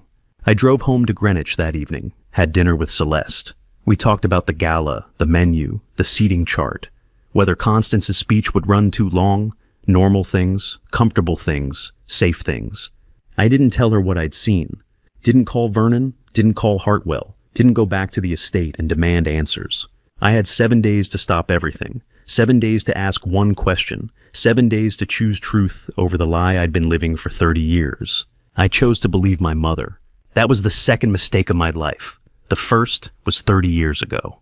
While I slept believing my family was whole, 2 people I barely knew were gathering the evidence that would save me, and neither one told me until it was too late. I left my mother's reading room on October 25th without asking questions, went to bed believing I'd chosen peace. But 7 days earlier on October 18th at 2:17 a.m., my youngest son was reading emails that proved my wife had ordered a murder. Hayes Prescott was 25 years old, the perceptive one who noticed what others missed, and the only one of my 3 children who inherited a conscience. He was in his office on the 32nd floor of Prescott Tower, running analysis for the Singapore expansion. The building was empty, except security. Desk lamp, cold coffee. Manhattan lights through the window. He was accessing archived communications, 7 years of company email backups. Hayes had full access as junior VP of operations. 3 days earlier at dinner, someone at the next table said the name Delaney. Celeste went completely still for 3 seconds, then recovered, changed the subject. Hayes noticed, so at 2:17 a.m. he searched the archive for Delaney. 4 results, all from 1995 to 2000, all sender m.carter@prescottmail.com. Margaret Carter, Colleen Ashford's maiden name, Celeste's sister. Hayes opened the first email. September 20th, 1995. Bleecker arrangement proceeding as discussed. 4 personnel confirmed September 14th. HC will handle documentation. Wire transfer completed per your authorization. $50,000 initial remainder upon completion. He read it 3 times, his hands shaking. Vernon showed me the security footage later. Hayes frozen for 18 seconds. Then he opened the second email, September 28th, 1995. Documentation complete. HC confirms matter resolved per specifications. Final payment authorized October 2nd. Recommend permanent file destruction after 6 months. H.C. Hartwell Chambers, our family attorney. That Hayes printed all 4 emails, 14 pages. The printer sounded obscenely loud in the empty building. He put them in a locked document box labeled Q3 Tax Documents 2024. Hid it in his office closet. Told no one. Hayes tried to tell me twice. October 19th at breakfast, October 22nd at the office. Both times I was too busy with gala preparations. "And Dad, can we talk about something important?" he asked. "After the gala," I said. He had courage to look. I had chances to listen. We both failed. But Hayes wasn't the only one gathering evidence while I chose denial. One day after Hayes printed those emails, October 19th at 9:37 a.m., Vivian Prescott opened her husband's laptop and discovered my eldest son was planning to destroy me. Vivian was 28 years old, 8 months pregnant with my first grandchild, and married to my eldest son. Until October 23rd, when she chose integrity over family. Sterling had gone to the gym. Saturday morning, 2-hour routine. Vivian was planning her baby shower. She needed the house buying documents folder. Sterling's laptop was on his desk. Unlocked, screen showing email. She moved the mouse, saw the folder structure in the sidebar. Father_project_Q4_2025. She clicked it. 23 files inside. Ancestry D, NA _results. _Sterling _Prescott dot PDF. Ronan _Delaney _profile _surveillance dot DOCX. Board _bribery _Clifford _Harrington dot PDF. Cross _capital _commitment _agreement dot PDF. legal _ vulnerabilities _ morality _ clause dot docx. Timeline _ execute _ November _ 1.xlsx. Vivian opened every file, read every email, every calculation Sterling had made about destroying his father for $1.2 billion. 90 minutes straight. She felt faint for half a second, hand on her belly, felt the baby kick, kept reading. She was 8 months pregnant with my grandchild and chose justice over comfort. I couldn't do that with 7 days. I held that invoice and chose my mother. Vivian held that laptop and chose truth. At 10:15 a.m., she made 3 cold decisions. First, back up the entire folder to USB drive. Delete the backup log. Return the laptop to exact position. Second, sign divorce papers before the gala. File with attorney. Don't tell Sterling. Let him find out publicly with no warning. Third, get the USB to Vernon Townsend at the plaza on November 1st, during cocktail hour, before Sterling's attack. She sat with her hand on her belly and whispered to the baby, "I won't let you grow up thinking this was okay." The baby kicked again. 10:43 a.m.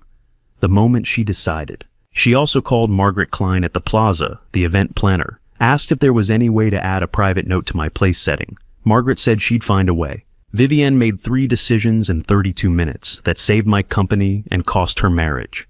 I didn't know any of this was happening. Hayes had 14 pages in a locked box. Vivienne had a USB drive with Sterling's entire conspiracy, both trying to protect me, neither telling me directly, because I'd made myself impossible to tell, too busy, too distracted, too committed to the comfortable lie. On October 23rd, 5 days after discovering her husband's plot, Vivian met with her attorney, signed divorce papers in a conference room overlooking Central Park, cited irreconcilable differences, requested sole custody with supervised visitation. Sterling didn't know. Vivian went home that afternoon and made him dinner. They talked about baby names. He put his hand on her belly and felt his child kick, smiled, told her he loved her. She smiled back, didn't mention the papers. Vivian arranged for service on November 1st, at the Plaza Hotel, during the gala. The server would hand Sterling the envelope at his table at exactly 9:45 p.m. The same moment Sterling was planning to expose my illegitimate son in front of 380 people. My son orchestrated my public destruction. His wife orchestrated his private one. Neither told their target in advance. At the plaza, we were both ambushed. My daughter-in-law signed divorce papers on October 23rd, 2025. My eldest son didn't know until the paper was placed on his table at the plaza on November 1st. For 30 years, I mourned a ghost. While 12 miles away, she taught piano to children and raised my son, both of us wearing half of the same broken watch. Vivian signed divorce papers on October 23rd. Sterling had no idea. But I had no idea about something bigger. The woman I'd mourned for 3 decades was alive in Brooklyn Heights, 12 miles from my Greenwich estate, living a life I knew nothing about. Simone Delaney changed her identity after September 1995. Not completely, she kept the surname Delaney, the one I'd known her by. But everything else disappeared. The jazz pianist from Bleecker Street vanished. In her place, a piano teacher at Brooklyn Heights School of Arts, $58,000 a year, 3rd floor apartment at 17 Pierrepont Street. 32 square meters, 1 bedroom. Yamaha upright piano against the wall facing the window. Morning light through cotton curtains. Photos of Ronan, from infant to New York, Philharmonic violinist covering every surface. She raised him alone. Ronan asked about his father, the way all children ask. Age 7, 12, 19, 24. Different words, same question. Who is my father? Simone gave the same answer for 29 years. As someone who made a choice, that's all you need to know. She answered that question for 29 years. I didn't know the question existed. Simone believed I chose Celeste willingly, chose the Prescott name over her, chose $800 million over love. She didn't know about Constance's threats, didn't know about the 4 men who attacked her, didn't know Hartwell faked her death, didn't know I spent 30 years visiting Trinity Cemetery, grave number 247 every September 14th at 3:42 a.m. She thought I walked away. I thought she was dead. Vernon knew both truths and kept them from both of us for 3 decades. But Vernon did more than keep secrets. He kept Simone alive. Starting October 1995, 1 month after the attack, Simone received an envelope in her mailbox every month. Always the same. White business envelope. No return address. Postmarked Atlanta. Inside $2,500 bills. $2,500 every month for 30 years. $900,000 total. The envelope came from AAA, Atlanta Financial Services, a company that didn't exist, a proxy Vernon created, money from his own inheritance. His grandfather had left him $2 million when he turned 21. Vernon spent nearly half of it keeping Simone alive, while I believe she was dead. Simone never knew the source. She assumed it was legal settlement from the September incident she couldn't remember clearly. The head injury from the attack had stolen 3 days of memory. She remembered August 1995, remembered being pregnant, remembered waking up in Lenox Hill Hospital September the 17th, with Vernon sitting beside her bed, saying he'd found her on Bleecker Street. She didn't remember the 4 masked men, didn't remember the attack, didn't remember nearly dying. The monthly envelope arrived like clockwork. She opened each one with the same question. From who? She asked that question for 30 years. Never found the answer until after the gala, when Vernon finally told her everything. He saved her twice. Once with his hands in September 1995, carrying her to his car, rushing her to Lenox Hill Hospital, refusing to let her die. Once with his money for 30 years, $900,000 in $100 bills, mailed from a fake company in Atlanta. I spent 30 years wearing black ties on September 14th and achieved nothing. Vernon spent $900,000 and saved 2 lives, Simone's and Ronan's. But the envelope that came in October 2010, 15 years after the attack, 15 years before the gala, that the envelope contained something different. Simone opened it expecting cash, found half a watch instead. Vintage Cartier, black leather strap, gold buckle, broken. The leather torn where the clasp had been, the buckle bent. 1/2 of a watch I'd given her in September 1995, 2 weeks before I left her for the last time. She held it in her hands and cried for 3 days. She recognized it immediately. The watch I'd bought her after she told me she was afraid time was running out for us. I'd said time couldn't run out if we held on to it together. Romantic nonsense from a 26-year-old heir who thought money could solve everything.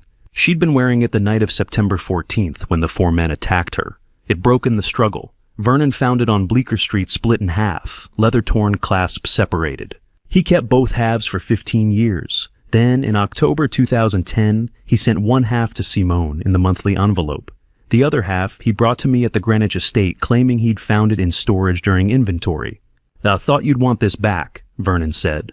"Found it in your father's desk. Old Cartier, broken clasp." I took it, stared at it, felt something break open in my chest. "Where did this come from?" I asked. "Aim Estate Storage." Vernon lied. "Been there years. I wore it every day for 15 years. A broken Cartier watch on my wrist. I thought it was metaphor for time stopping when she died. It was connection to the woman living 12 miles away. Poetry is wasted on the ignorant. Simone kept her half in the drawer by her bed, took it out sometimes, held it, wondered who'd sent it and why. We were both wearing pieces of the same watch for 15 years, 12 miles apart. Neither knowing the other had the matching half. Neither knowing we were still connected by this broken thing Vernon had split between us. October 2018, 7 years before the gala, Simone saw my face on television. CNBC, third quarter earnings announcement. I was 49 years old, standing at a podium discussing Prescott Industries' growth projections. She was watching in her Brooklyn apartment. Muted, TV, October afternoon light. She stood at the window for 7 full minutes, hand on the screen, looking at my face. Ronan was 23. He came into the room carrying groceries. "Mom, what are you watching?" he asked. Simone turned the TV off. "Nothing important," she said. She saw my face, knew I was alive, successful, intact, and still said nothing to our son. Still chose silence over truth. Still believed I'd chosen my world over hers voluntarily. She kept that silence for 7 more years, until Barrett Finch approached Ronan at Penn Station in October 2025 and told him half the truth about his abandoning father. By then, it was too late to correct the lie with love. The truth came out as weapon instead. She kept half a Cartier watch strap for 15 years in a drawer by her bed. The other half I wore on my wrist every day. I had no idea we were still connected. On the night I was destroyed, I stood in the Plaza Hotel foyer, shaking 380 hands, and believed my family loved me. We wore matching halves of a broken watch for 15 years, Simone and I 12 miles apart. But on November 1st, 2025, at 7 p.m., I wasn't thinking about broken watches or parallel lives. I was standing in a tuxedo greeting guests for the Prescott Industries Centennial Gala, and everything appeared perfect. The Plaza Hotel Grand Foyer, marble floors, crystal chandeliers throwing light across 380 people in black tie, Celeste beside me in midnight blue Valentino, Constance on my other side in champagne silk, 81 years old and radiant, Sterling Hayes Vivienne moving through the crowd with champagne flutes and practiced smiles. I shook every hand, made every introduction, played the role I'd rehearsed for 56 years. The Forbes editor congratulated me on the Industry Leader Award. The New York Times publisher mentioned the feature story running Sunday. The Goldman Sachs chairman discussed fourth quarter projections. Everyone said the right things. I said the right things back. Veuve Clicquot, Vivaldi String Quartet, October roses and crystal vases on every surface. The kind of evening that costs $470,000 and looks effortless. I felt blessed. That's the word. Blessed. My company at its peak. My family intact. My mother's 81st birthday tribute planned for after dinner. The Prescott name secured for another generation. I felt blessed. 4 minutes later, a waiter would warn me. I wouldn't listen. That's the pattern of my life. Warnings ignored until too late. 7:42 p.m. I was standing near the champagne station. Brief pause between greeting the last arrival and moving to the ballroom for dinner. Adjusting my bow tie. Checking my watch, the broken Cartier. I wore every day without understanding why. A waiter approached. White serving jacket. Young, maybe 25. I didn't recognize him from the plaza staff I'd worked with planning the event. He leaned close, whispered, "Sir, be careful tonight. Watch your eldest son." Then he vanished into the crowd before I could respond. I turned, looked for him. Saw nothing but 380 guests in constant motion, black tie and champagne and conversation. I adjusted my bow tie again, muttered to myself, Am I imagining things too much champagne on empty stomach? Dismissed it. The way I dismissed the invoice in my mother's safe. The way I dismissed Hayes trying to tell me something important. The way I dismissed every warning for 30 years.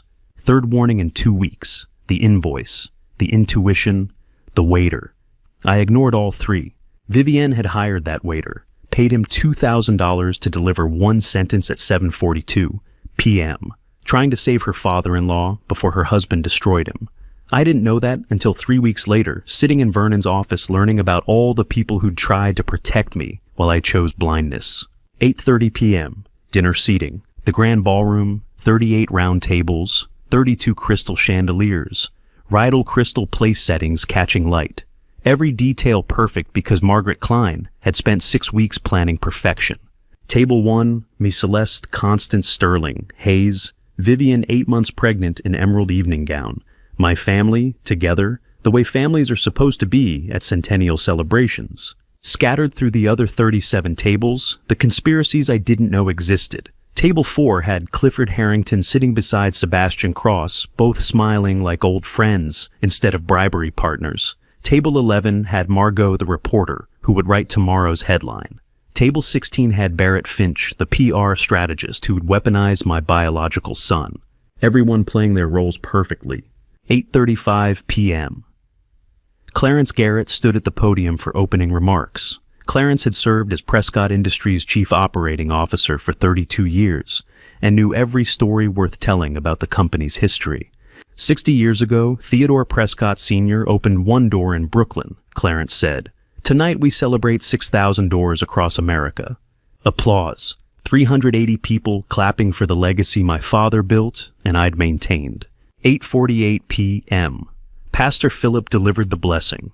Pastor Philip had baptized all 3 of my sons and presided over my father's funeral, the family's spiritual anchor, for 40 years. We thank the Lord for this family's commitment to industry, integrity, and community, Pastor Philip said. Integrity. Community. The words echoed across crystal and marble. I sat at table 1 looking at my whole family. My wife holding my hand, my mother beaming, my sons in matching tuxedos, my pregnant daughter-in-law glowing. Perfect, the word I kept thinking, perfect. Poached salmon and filet mignon served on Limoges china. I barely tasted it, too busy feeling grateful, too busy believing in the surface. Before I tell you what happened when my son stood up, are you still here? Comment A, if he's exposing me to protect someone, or B, if this is pure ambition. Add one reason, quick note. The next part includes fictionalized details to convey emotional impact. 9 p.m., the lights dimmed. 30-foot screen descended at the front of the ballroom. Video tribute began. Industry leader award presentation. Theodore Prescott Jr. Montage of company history. Factories, employees, growth charts, family photographs from 6 decades. My father cutting ribbon on the first Brooklyn location in 1965. Me at 26 taking over in 1995. Sterling at 15 receiving his first equity stake. The narrator's voice filled the ballroom. Theodore Prescott Jr. took the helm in 1995, navigating the company through 3 decades of unprecedented growth. Under his leadership, Prescott Industries expanded from regional presence to national prominence, creating 14,000 jobs and contributing $800 million to American manufacturing. Celeste squeezed my hand. Constance smiled. Sterling applauded. I sat there watching my life on a screen. 30 seconds later, my son would stand up, and I would learn what legacy really costs. You can see it coming. I couldn't. That's the difference between watching a life and living one. The video played. My face at 26, at 35, at 42, at 50, at 56. 30 years compressed into 4 minutes of achievement and accolades. 380 guests watching, applauding at the right moments, smiling at the family photos, believing the narrative. I thanked every person in my mind as they entered earlier that evening. 380 guests, 380 handshakes, 380 moments of connection. I didn't know one of them had a small USB drive hidden in a wallet waiting for the right moment. The highest moment of my life lasted exactly 30 seconds, the time it took me to stand up and lift my foot toward glory before my son destroyed me. One of 380 guests had a USB drive hidden in a wallet, but at 9 p.m. on November 1st, I wasn't thinking about hidden drives or conspiracies. I was watching my life on a 30-foot screen and feeling grateful. The tribute video played. 14 minutes of Prescott Industries history compressed into montage, factories, employees, growth charts. My father in 1965 cutting ribbon on the first Brooklyn location. Me at 26 taking over in 1995. The company expanding from regional presence to national prominence. Minutes 6 through 10 focused on my mother. Constance Prescott filled the screen. Age 81. Dignified in archive footage from 4 decades. The narrator's voice amplified across crystal and marble. Constance Prescott, the Iron Lady, who kept this family's vision alive through 4 decades of change. When markets crashed, when competition threatened, when the easy choice was to sell, Constance stood firm. The strength behind Prescott Industries' endurance. Constance sat beside me at table 1, nodding, self-satisfied, accepting the celebration she believed she had earned. I reached over, squeezed her hand. "Mom," I whispered, "you held us together, through everything." She smiled, patted my hand, said nothing, watched herself celebrated on screen. I watched my mother glorified for strength. I didn't know what that strength had destroyed, didn't know about the 4 men she'd sent to Bleecker Street in September 1995. Didn't know about the $185,000 she'd paid Hartwell to fake a death and bury the evidence. I saw an Iron Lady. I should have seen a criminal. 380 people applauded the woman who'd ordered a murder. I applauded loudest. Celeste held my other hand, squeezed gently. I glanced at her. She smiled. Proud wife supporting her husband's big night. I didn't know her sister Colleen had coordinated the attack. Didn't know Celeste had signed off on every detail. I held hands with 2 women who tried to kill the mother of my biological son, and I felt blessed. Vivienne checked her Patek Philippe watch. 9:14 p.m.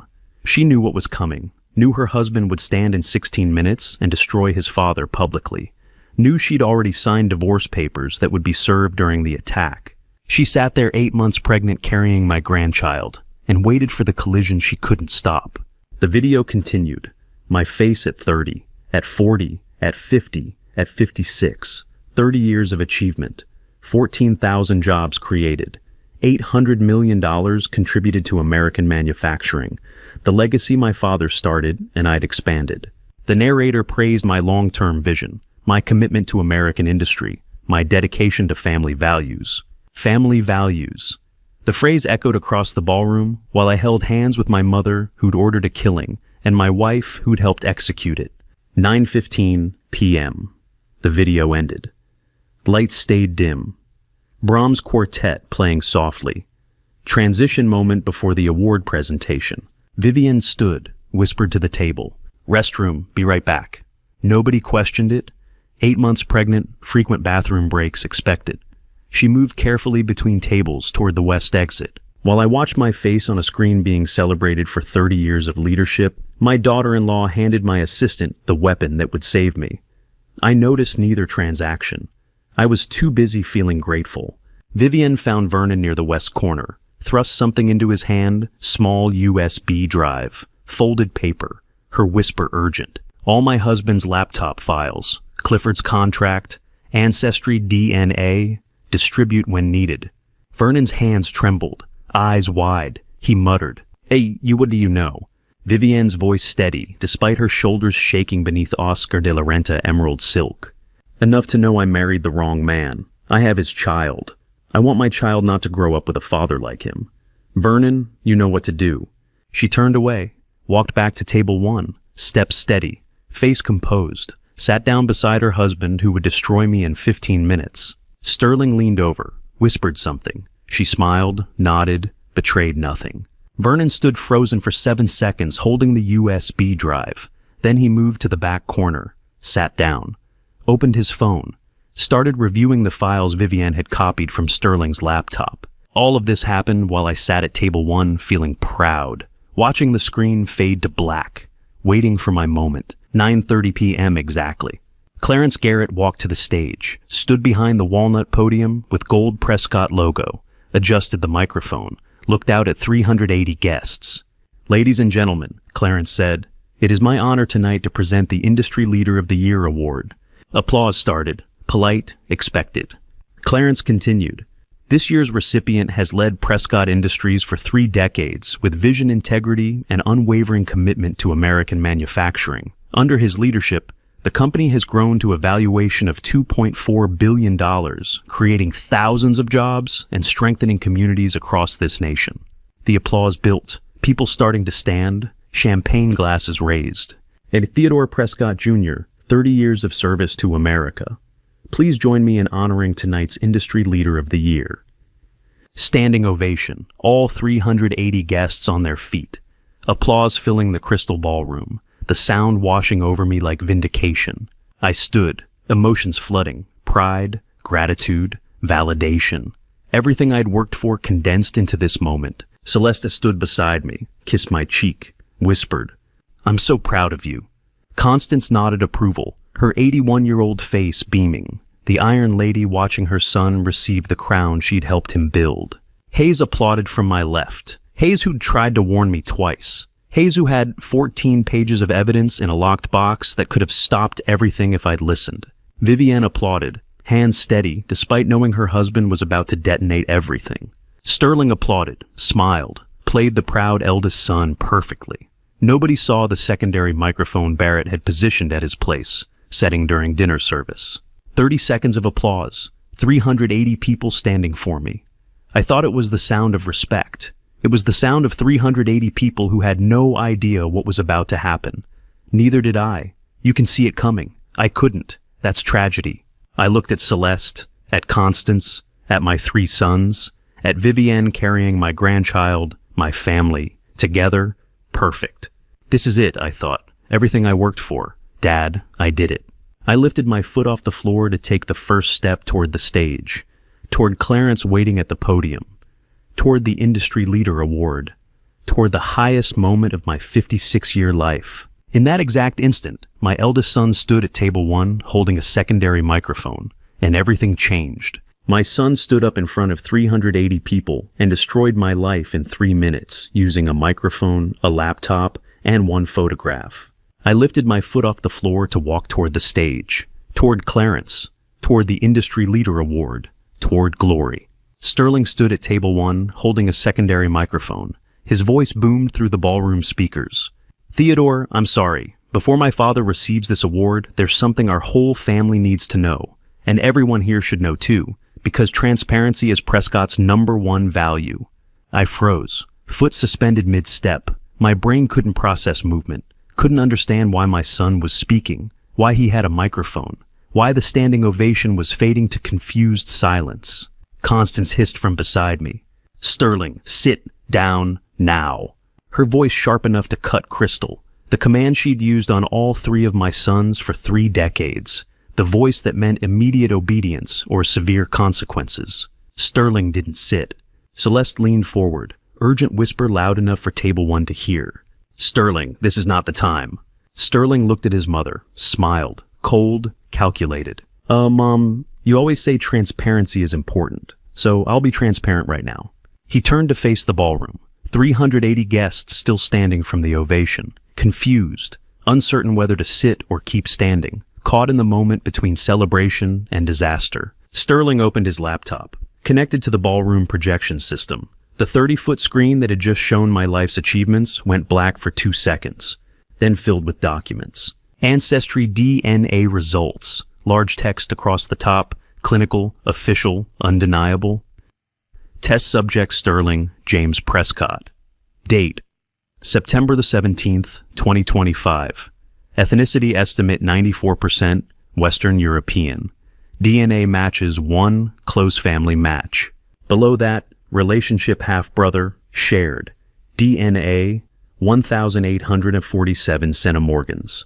Confidence level, 99.97%. Name Ronan Delaney. The screen changed. Photograph filled the display. Young man, 29 years old, black concert attire, violin in hand, slight smile, professional headshot from the New York Philharmonic website. Text below the photo, Ronan Delaney, born March 1996. Sterling's voice amplified across crystal and marble, and 380 frozen people. This is my father's biological child, with a woman named Simone Delaney. My father has kept this secret for 30 years. The ballroom inhaled collectively. 380 people gasping the same syllable. Oh, press photographers raised cameras, shutters clicking, flashbulbs exploding. The story shifting in real time from celebration to scandal. I stared at the screen, at the photograph, at the young man I'd never met. 4 seconds. That's how long I looked at that face. The nose, that distinctive shape, slightly crooked. I'd seen it in archive photographs of my great-grandfather, Richard Alexander Whitmore, the man who'd built the foundation fortune in 1920. That specific angle, that exact bridge. The eyes, hazel green, the same eyes I'd looked at in the mirror every morning for 56 years. My mother's eyes, my grandfather's eyes, Prescott eyes going back 4 generations. The smile, slight, reserved, the way I smiled in photographs when I was young and didn't know how to perform joy for cameras. That face, that nose, those eyes. If that's my son, then she's not dead. Simone, oh God, she's not dead. 4 seconds. That's how long it took me to understand that 30 years of grief had been unnecessary. 30 years of September 14th cemetery visits at 3:42 a.m. 30 years of mourning a ghost who was alive 12 miles away in Brooklyn Heights. My hand trembled. The Dom Perignon glass I'd been holding started shaking in my grip, champagne sloshing. Sterling continued, his voice steady, rehearsed, every word planned. Ancestry DNA doesn't lie. The science is clear. My father had a relationship with Simone Delaney in 1995. She was 24. He was 26. She became pregnant. He married my mother instead. Constance's face flushed red, then drained to deathly pale in 2 seconds. Her fingers gripped the silk napkin white-knuckled. She looked at me, then at Sterling, then at the screen, calculating. Celeste's hands trembled. She knocked her wine glass. Bordeaux spilled across her $14,000 emerald Cartier dress. Red stains spreading like blood across silk. She whispered, broken. Not quite to herself. Impossible. She's dead. I saw... She stopped, hand over mouth, realizing what she'd said, what she'd revealed. I didn't hear her clearly in that moment. The retrospective transcripts from the press recordings showed me later what my wife had whispered, the slip of tongue that exposed everything. But in that instant, I heard one word clearly. Sterling pronounced it into the microphone, full volume, every syllable distinct. Simone Delaney.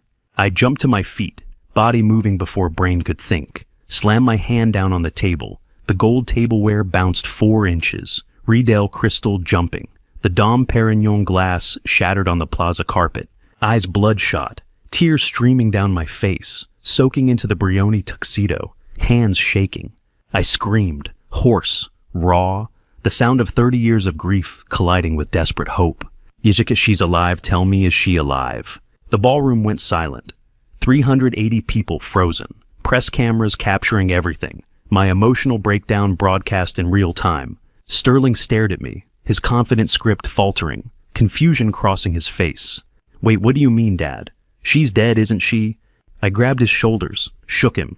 Is she alive? Answer me. Is Simone alive? Sterling's face drained of color, his eyes widening, the realization hitting him like physical impact. He'd thought I knew, thought I'd abandoned Simone and Ronan voluntarily, thought I'd hidden my biological son for 30 years out of shame or greed or cowardice. He'd built his entire attack on that premise.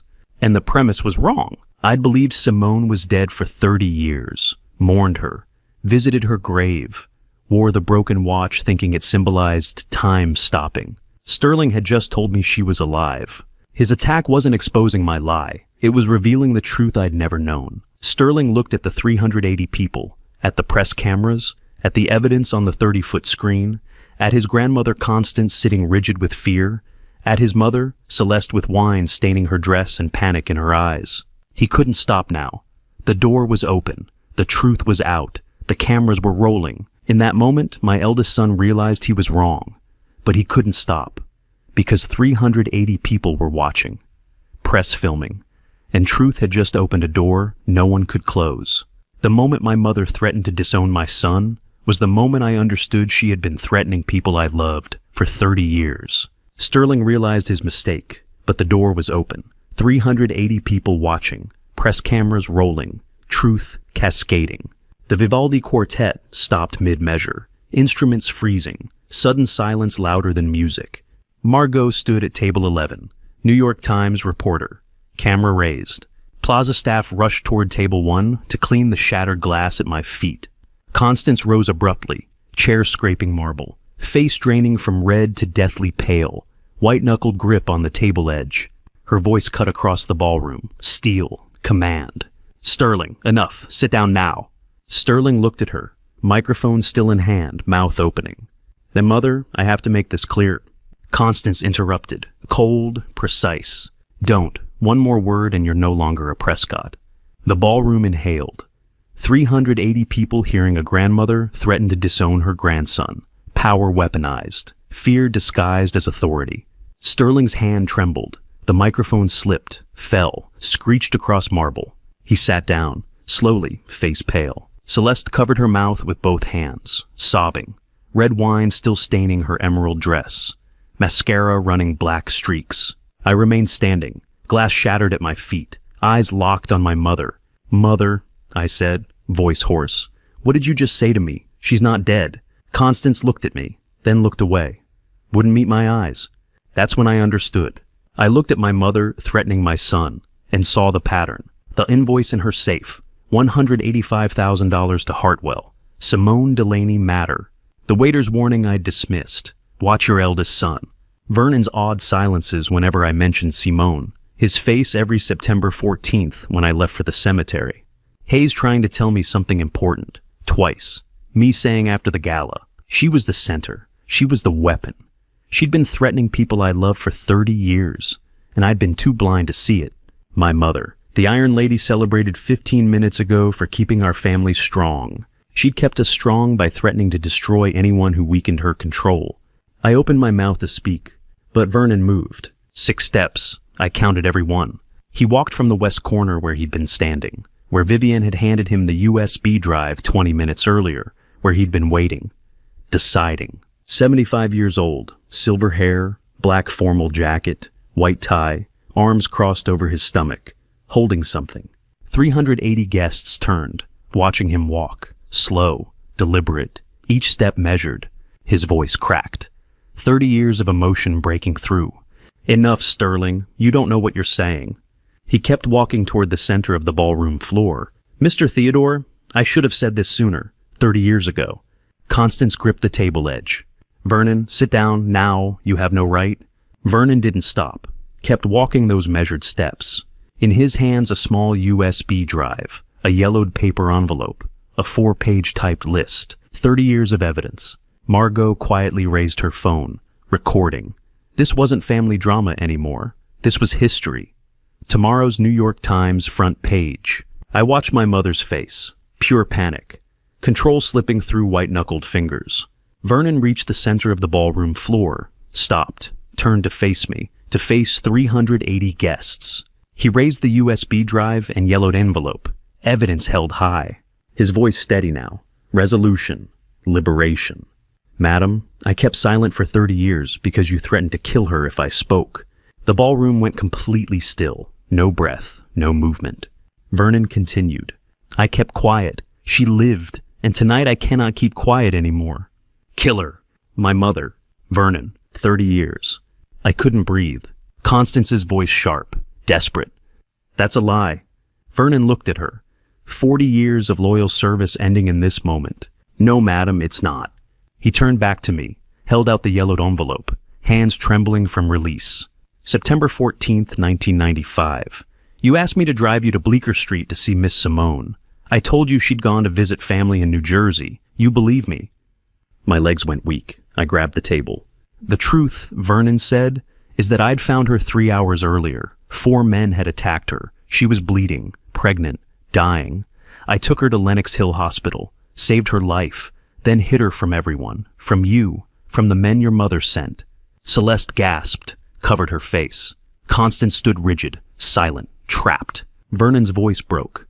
Your mother told me if I ever spoke a word about Miss Simone being alive, she would finish what those 4 men started, so I stayed silent. Sent money every month from my inheritance, kept her hidden in Brooklyn, protected her the only way I could. He looked at the USB drive. And tonight your daughter-in-law gave me evidence of what your eldest son was planning, so I decided. 30 years was long enough. 380 people, complete silence. I looked at Vernon, the man who'd been my family's butler for 40 years, who'd served my father, who'd taught me to tie a bow tie when I was 7, who'd driven me to my wedding, who'd held my sons when they were born. The man I'd called Vernon, never knowing his full name, never asking about his life, never seeing him as more than loyal servant. He'd waited 30 years for these 30 seconds, and I never knew. I heard my mother's voice through the Plaza ballroom speakers ordering violence against the woman I loved, and in that moment understood evil wears pearls and speaks with perfect diction. Vernon had waited 30 years for these 30 seconds. Now he walked to the podium carrying the USB drive, 380 guests silent, watching. I stood at table 1, waiting for evidence, waiting for proof of what my butler had just confessed. Vernon connected the USB to the laptop, his fingers steady despite everything. 4 decades of butler training. Precision under pressure. The ballroom speakers crackled, then voices. Recorded audio, September 1995. 30 years old, but crystal clear. A woman's voice first, young, uncertain, trying to sound confident. We're just teaching her a lesson. I recognized it immediately. Celeste, age 25, my fiancée, the woman I would marry 1 month later. Then my mother's voice. No uncertainty, command, authority. The same tone she used ordering dinner menus or firing staff. Make sure she loses it. I don't care how. The Prescott name comes first. The recording continued 47 seconds. Background noise, movement, someone's pocket. The bodyguard had accidentally left his phone recording. Documented the entire conspiracy by accident. Preserved for 30 years. Now playing through Plaza Hotel ballroom speakers for 380 people. I heard my mother's voice ordering violence. The same voice that had read me bedtime stories when I was 7. that had congratulated me at my Columbia graduation, that had held my sons when they were born, that voice, commanding someone to make Simone lose the baby. My legs went weak. I grabbed the table edge. The recording ended. Silence crashed across the ballroom harder than any sound. 380 people staring at Constance Prescott, the Iron Lady. The matriarch celebrated 15 minutes ago for keeping the family strong. Constance collapsed into her Louis XVI chair, for the first time in 60 years, unable to stand straight. Shoulders trembling, hands covering her face. 8-carat diamond ring clinking against the chair arm. Her voice a trembling whisper. That's fake. 5 seconds of silence. Then her hands dropped. She sat up straight, voice hardening, cold, precise. I did it all for this family. Prescott must survive. No apology, no remorse, justification. As if ordering an attack on a pregnant woman was equivalent to firing an incompetent employee. I turned sharply to look at her, tears welling in my eyes, my shoulders slumped. I felt 80 years old, not 56. Mom, why did you do this to me? I'm your son. She met my eyes, didn't flinch, repeated the same cold phrase. I did it for family. She looked at me crying and felt nothing. I was 56 years old and learning my mother didn't love me. She loved the name, the legacy, the brand. I was just the carrier, replaceable if necessary. Vernon pulled out the 4-page typed list, held it up, began reading. 4 bodyguards hired September 1995. Payment $50,000 cash. Contact person Colleen Ashford's sister. Colleen sat at table 2. Celeste's younger sister, age 48, face turning deathly pale.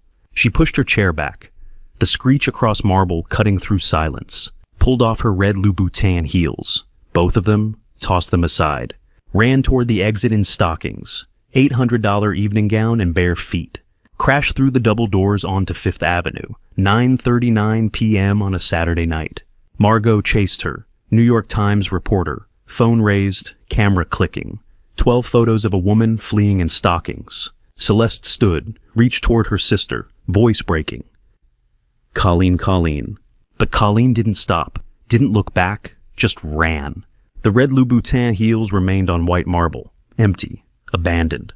That's the image that made the New York Times front page the next morning. Not the recording, not the confession, the shoes.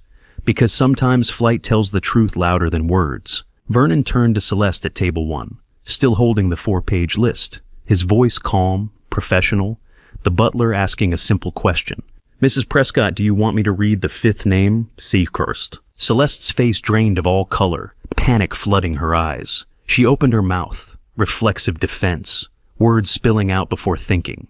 I only told them to teach her a lesson, not...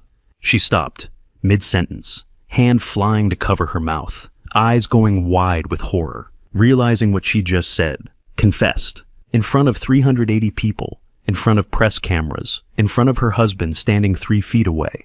She'd tried to defend herself and accidentally admitted conspiracy. Choked sobs trapped in her throat, both hands over her mouth now. Too late to stop the words. She confessed trying to defend herself. That's how truth works. It doesn't wait for permission.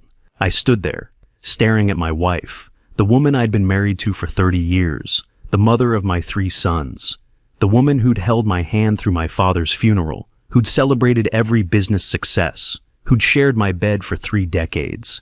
She'd ordered an attack on Simone, been part of the conspiracy that stole 30 years of my life. And I'd never known. Slept beside her 10,000 nights. Never suspected. 380 guests sat in stunned silence. Margot's phone still recording. Vernon still standing at the podium, holding evidence.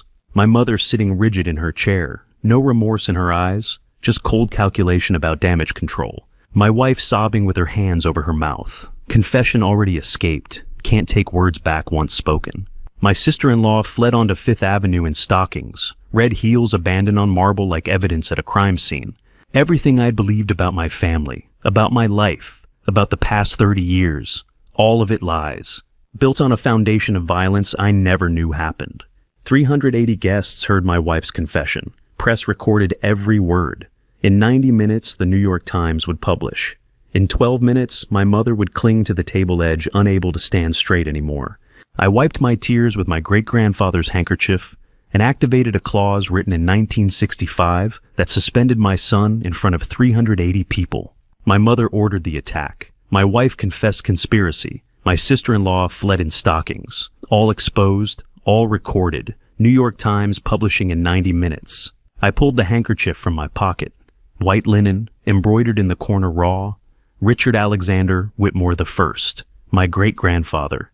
The man who built the foundation fortune in 1920. Wiped my face. Took 8 steps to the main podium. Voice cracked but firm. I activate Founder's Emergency Clause, written by my great-grandfather Richard Whitmore I in 1965. Right here. Right now. Quorum check, 11 of 15 board members present. Clarence stood from his seat, voice steady. Quorum confirmed. I gripped the podium. Vote 1, suspend Sterling Prescott as Senior Vice President and Clifford Harrington as board member due to conspiracy for hostile takeover. Raise hands if you agree. 9 hands rose simultaneously. 2 remained down, Clifford and 1 ally. 9 in favor, 2 against. Motion passed. Sterling turned pale, stood, voice desperate. I father you can, I am your blood. I looked at him, my eldest son, 29 years old, the boy I'd taught to tie his shoes, to ride a bike, to play chess, to sacrifice the king if necessary. You are my blood, I said, but blood is not property. Property is legacy, and you sold your legacy. I stepped down from the stage, 4 steps toward the east door. Ronan stood there, 4 meters away, 29 years old, black violinist jacket, face pale, confused. Barrett had invited him tonight to be Sterling's weapon, to expose me publicly. Instead, he just learned his father didn't abandon him. His mother wasn't alone by choice. 30 years of grief based on lies Barrett told him at Penn Station 6 weeks ago. I shouted across the Plaza Grand ballroom, voice breaking, not caring about dignity anymore.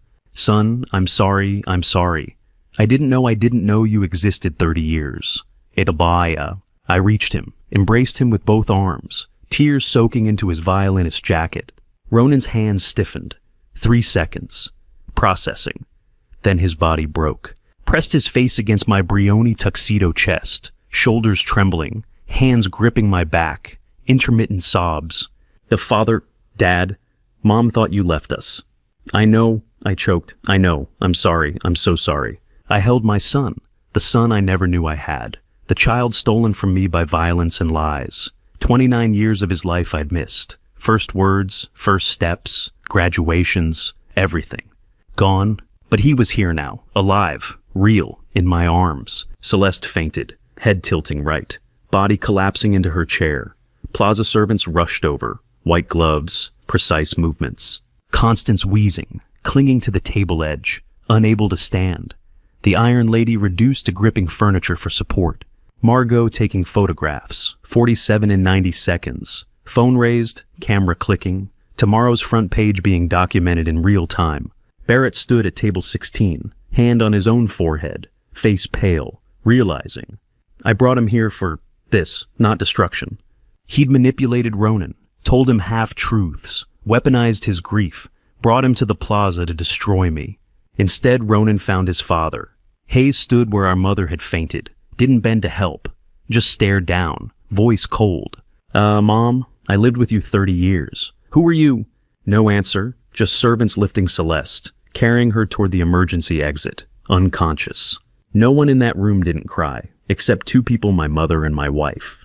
Plaza staff carried Celeste out through the emergency exit, gone. Vivienne approached Clarence, 8 months pregnant, holding a 14-page document. Copy of the commitment Sterling and Clifford had signed with Sebastian Cross on September 3rd. Clarence glanced at it. 30 seconds. Expression shifting from neutral to cold. Clifford, did you sign this with Sterling? Clifford's hand went to his chest. Defensive. That Theodore? That was just a draft? Clarence cut him off. This document bears your and Sterling's signatures, witnessed by Cross Capital Partners, September 3rd. You are suspended on the spot. Sterling, suspended on the spot. Both of you leave in 10 minutes. Sebastian Cross stood at table 4, silent. Walked toward the exit. Didn't say a word. Just left. Clarence tapped a crystal glass with a silver knife. The sound cutting through the ballroom. Emergency board meeting, 11 p.m., Sunday at Prescott Tower. All 15 board members, mandatory attendance. Vivienne walked directly to Sterling at table 1, placed papers on the table in front of him. Divorce papers. Signed 2 weeks ago. Her voice quiet, steady. I signed these 2 weeks ago, when I found your file. Sterling stared at the papers, then at his wife, then at the papers again. Wife gone. Position gone. Alley gone. $1.2 billion gone. Reputation destroyed. Everything. In 18 minutes, I stood in the center of the ballroom. Ronan still in my arms. My biological son. The child I'd mourned without knowing he existed. Sterling at table 1, staring at divorce papers. My legal son. The child I'd raised who just tried to destroy me. Constance clinging to her chair. My mother. The woman who'd ordered violence. Celesta carried out unconscious. My wife. The woman who'd participated in conspiracy. Justice converging. Fairness and consequence meeting simultaneously. My eldest son lost everything in 18 minutes. Wife position, $1.2 billion in stock reputation, only ally. I thought it was the end of the night. I was wrong. The night was not over. The night I was destroyed became the most read story in America. By morning, and somewhere between the Plaza and Brooklyn, I stopped being a CEO and became just a father looking for the woman I never stopped loving. I thought the night was over. Sterling lost everything. Justice served.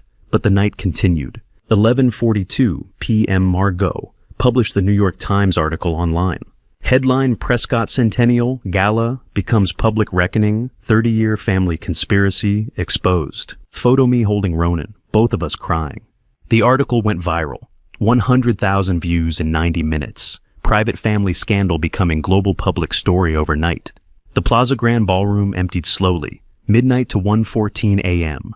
380 guests filing out, whispering, staring. Some approached to say something. I don't remember what. I was numb. I left through the back door on 5th Avenue. 1:14 a.m. November 2nd. Sunday morning. Vernon waited with the Cadillac Escalade.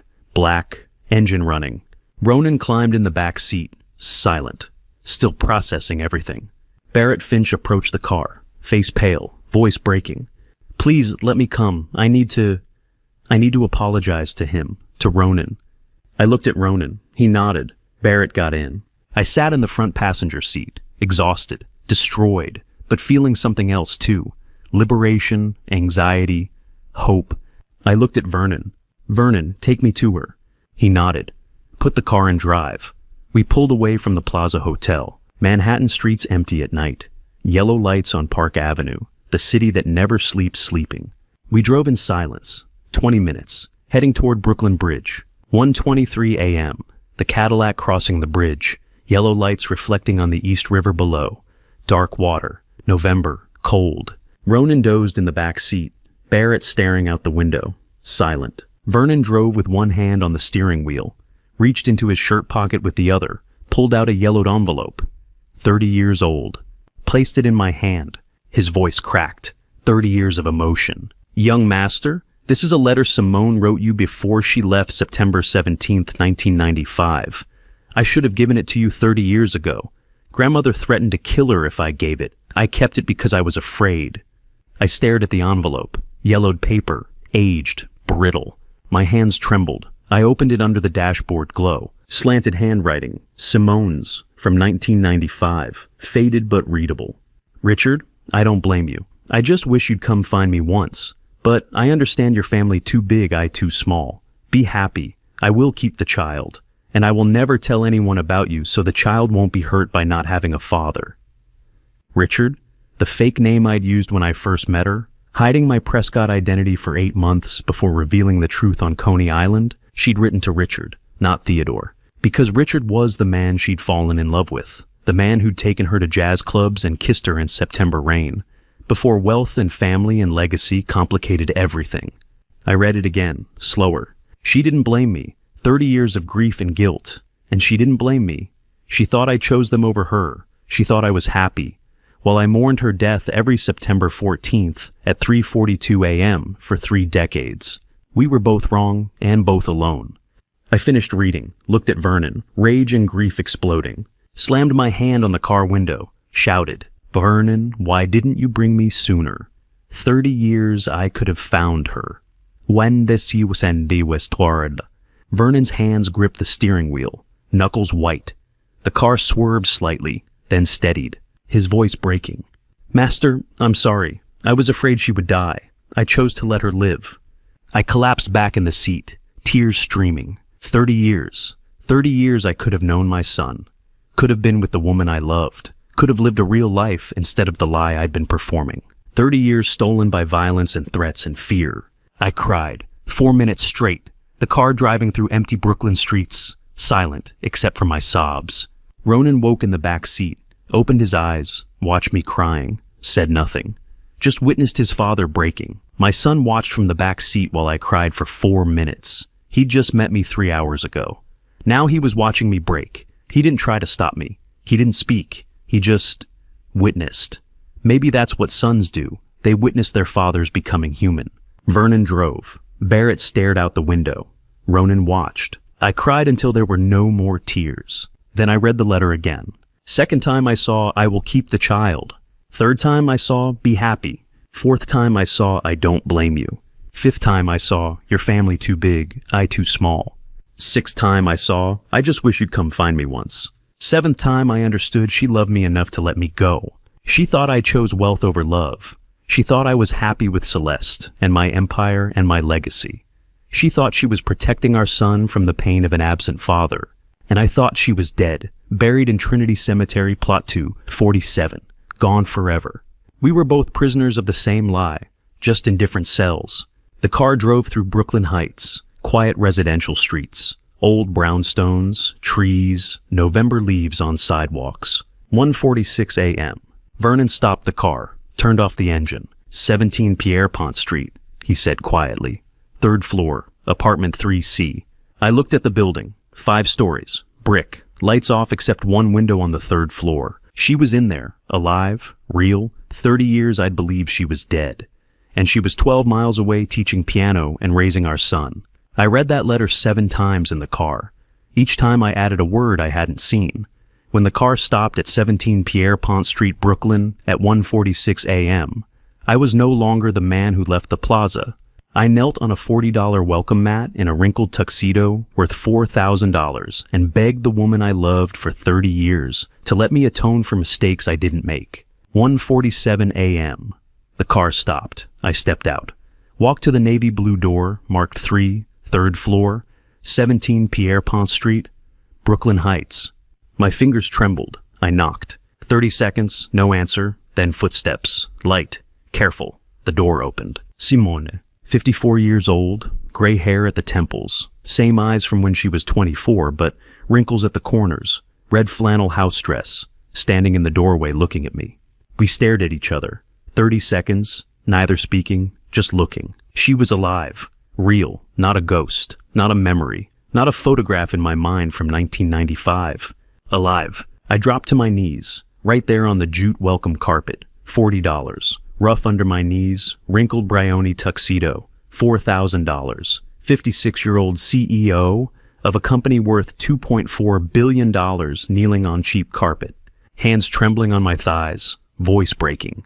Simone, I beg you, 30 years, I didn't leave you. They tricked me thinking you were dead. I placed flowers for you every September 14th at a fake tombstone I didn't know about. You're allowed to be angry at me for the rest of your life, but don't close the door. Let me atone for my mistakes, even if just for one day. Her hands trembled, gripped the door frame, knees weak. She stared down at me kneeling, speechless. 30 seconds, then she broke. And Theodore, I believed you chose her. For 30 years I taught our child not to ask about his father. I thought you'd forgotten me. Tears streaming down her face, voice cracking on every word. I never forgot you, I said. Not one day, not 1 hour. I mourned you. Every September 14th at 3:42 a.m. for 30 years. I was alive, she whispered, 12 miles away, teaching piano, raising our son, and you didn't know. I didn't know, I choked. They told me you died. Car accident. I believed them. She sank against the doorframe, hand over her mouth, processing. A voice from inside the apartment. Ronan, taking a step forward. You know, Mom, is this Dad? Simone nodded through tears, pulled me to my feet from my kneeling position. hugged my trembling shoulders, then stretched her hand toward Ronan inside, pulling him toward us, all three of us. Together. Door frame of a Brooklyn apartment at 1:48 a.m. on a Sunday morning. Vernon stood on the sidewalk 5 meters away, clutching his fedora, watching. A single tear rolled down his cheek. I saw it, one tear, the first time Vernon had cried in 75 years. Vernon cried once in 75 years. I saw it, September 14th, 1995. He saved her life. November 2nd, 2025, he watched me beg for forgiveness. Both times one tear. That's all Vernon ever gave the world. It was enough. Simone pulled us inside, all three, me, her, Ronan. The door closed behind us. Family reunited after 30 years. 8:14 a.m., Sunday morning. Knock on the door. I opened it. Barrett stood there, 28 years old, wrinkled shirt, awake all night, holding an 80-page manila folder. He dropped to his knees in the doorway. Father, this is evidence. Sterling forced me to approach your biological son first. I thought I was exposing him for justice because I believed you abandoned Mom. I signed on to part of the plan without knowing. Please read it. He has my signature. I deserve to be suspended along with him. I apologize for not asking you first. I sat down with him in the doorway, hugged him tightly. You don't need to apologize. Sterling deceived you too. Get up. I need you by my side, not at my feet. Ronan stepped out from the apartment, placed his hand on Barrett's shoulder. Brother, thank you for coming to find me. Even if the reason was wrong, I don't hate you. Barrett looked up at Ronan, at me, tears in his eyes. Forgiveness given, second chance offered, family expanding. 2 p.m. Sunday afternoon, FBI raid in Yonkers. Vernon had given them the bodyguard's address and the 1995 recording after the gala. They arrested him. 58 years old, former bodyguard who'd attacked Simone 30 years ago. Interrogation room, facing 25 years in prison for conspiracy assault. He accepted a plea deal, revealed the entire chain. Hired by Colleen Ashford, Celeste's sister. Paid $80,000 in 1995 by Celeste. Orders from Constance make sure she loses it. Helen, an associate attorney at Hartwell's firm, who specialized in expediting criminal proceedings against white-collar conspirators, appeared representing me to fast-track the legal process. Within 48 hours after the gala, Constance Prescott criminally charged. Conspiracy to commit assault. Conspiracy to commit murder of an unborn child. Celeste Prescott charged as principal. Accessory to assault. Accessory to conspiracy. Colleen Ashford charged as accomplice. Fled the jurisdiction, but arrested Monday morning at JFK Airport, attempting to board a flight to London. All three facing years in prison. All three conspirators who'd ordered violence in September 1995. All three who'd stolen 30 years of my life. All three who'd tried to kill my unborn son. Justice converging. I sat in Simone's apartment Sunday evening, exhausted, destroyed, but whole for the first time in 30 years. Ronan played violin. Bach's chaconne, complex, profound, beautiful. They killed an unborn baby, they thought. Wrong. That baby was sitting in the apartment playing Bach's chaconne on violin. My great-grandfather wrote me a letter in 1965, predicting the night my family would betray itself. And on Christmas Eve, 54 days after everything fell apart, I finally understood what inheritance really means. The criminal charges were filed, the conspirators arrested. The baby they tried to kill was playing Bach's chaconne on violin in a Brooklyn apartment. Justice served. But there was more. Sunday morning, November 2nd, 10:30 a.m. I returned to the Prescott estate in Greenwich. Walked to my great-grandfather's reading room, the room Richard Alexander Whitmore I had used for 50 years before he died in 1972. Opened the Mosler safe from 1957. The same safe I'd found my mother's invoice in 3 weeks earlier. Inside a sealed envelope, dated March 18th, 1965. My great-grandfather's handwriting. Open when Prescott family betrayed by blood. Not before that time. I opened it with trembling hands. Inside a document, trust agreement, Prescott Heritage Trust. Created 1965. Dormant for 60 years. Activated only when the current CEO confirms betrayal from blood. My great-grandfather knew, 60 years ago. He knew one of us would destroy the family, and he left me this. The trust transferred my 51% controlling shares to a protected entity.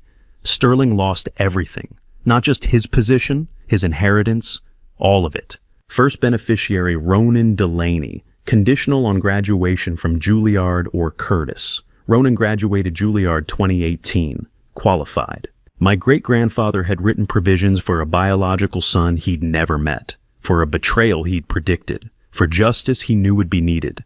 I activated the trust.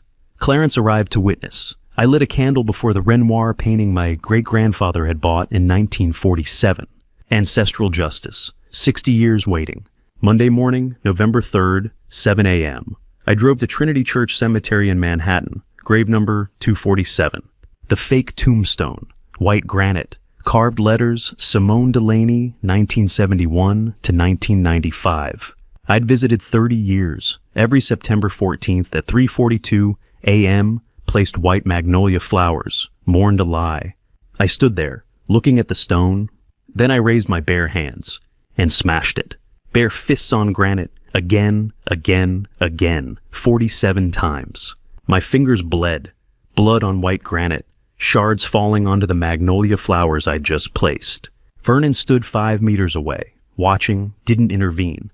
47 times I smashed that tombstone, until my hands were bleeding, until the granite cracked, until the lie was shattered. I smashed that tombstone 47 times with bare hands.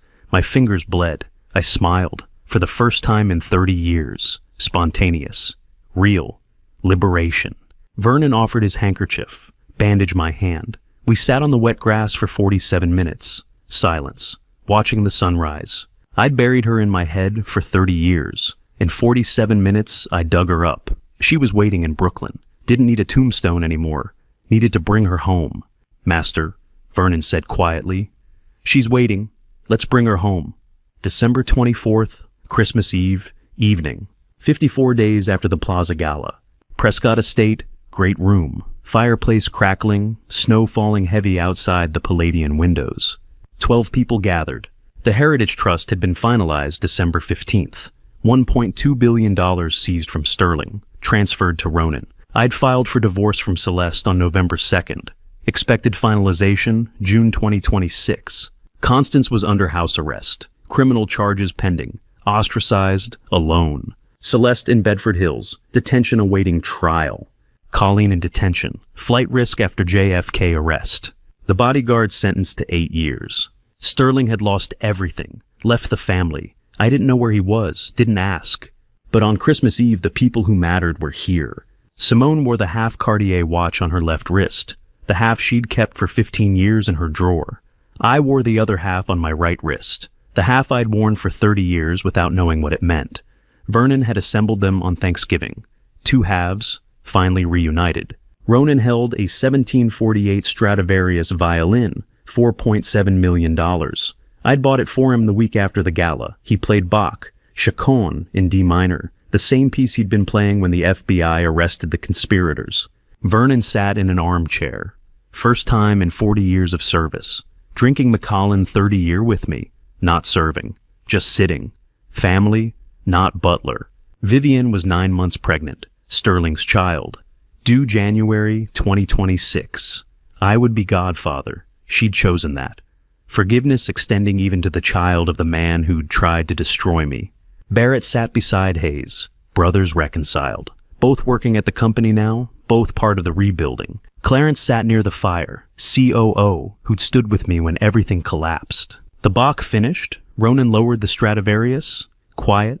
I looked at him. My son, 29 years old, the child I'd never known existed until 54 days ago. Do you want to call me father? I asked. Not now, when you're ready. Ronan put down the Stradivarius, walked over, hugged me, 30 seconds. Dad, he said, I'm ready. I held my son, the son stolen from me for 30 years, finally here, finally real. Vernon poured more Macallan into my glass, sat back in the armchair. He was no longer my butler, he was my family. I took Simone's hand, 54 years old, piano teacher, 30 years later, fingers trembling, nervous. Whispered, just for her. Simone, I'm not proposing to you. 30 years ago I got engaged with a lie. I won't repeat that mistake. I don't need another paper. Don't need a ceremony. Just need you to sit beside me every morning with coffee. That's the wedding I've waited 30 years for." Her eyes reddened, hand gripping mine. She nodded slowly. "I don't need paper anymore," she said. "Just need to sit beside you without fear. I've been afraid 30 years. We didn't kiss, just held hands, watching the fire. She wore half the Cartier watch on her left wrist for 15 years. I wore the other half on my right wrist for 30 years. Vernon assembled them on Thanksgiving. 2 halves, 30 years separated, finally whole. That's what we were. 2 people broken apart by lies, finally sitting together. No wedding needed, just coffee in the morning. Vernon poured more whiskey. Snow fell outside. Ronan Stradivarius silent on the chair. Peace. Some inheritances are passed down, some are stolen, and some you walk back to claim even at 56. I didn't marry her. I didn't need to. After 30 years, I understand marriage isn't a piece of paper signed in a church. Marriage is the decision to stay each morning. And I've decided. And to you listening to my story about family betrayal, remember this. Sometimes the people you trust most are the ones capable of the deepest wounds. Don't make my mistake. For 30 years, I chose comfort over truth. I saw the invoice in my mother's safe and closed it. I heard warnings and dismissed them. I believed lies because accepting the truth would have shattered the perfect family I thought I had. I was 56 years old before I learned that loyalty to people who hurt you isn't loyalty. It's denial wearing a respectable mask. Family betrayal cuts deeper than any other wound because it comes from those who should protect you. My mother ordered violence. My wife participated. My son tried to destroy me. But here's what I learned. Family isn't defined by blood or names. It's defined by who stays when truth comes out. Vernon kept Simone alive 30 years despite threats. Vivienne chose justice over marriage. Ronan forgave me for absence I didn't cause. I believe God put me through this to teach me one thing: real family chooses you every morning, not just on good days. If this story resonated with you, leave a comment telling me, have you ever experienced family betrayal? Sometimes hearing that you're not alone makes all the difference. Share this with someone who needs to hear it. And if you want more stories about truth, justice, and second chances, subscribe to Revenge Dad. Your support keeps these stories reaching people who need them. Thank you for staying until the very end. This story contains fictionalized elements created for storytelling and reflection. What matters is the lesson it carries, and I hope it stays with you.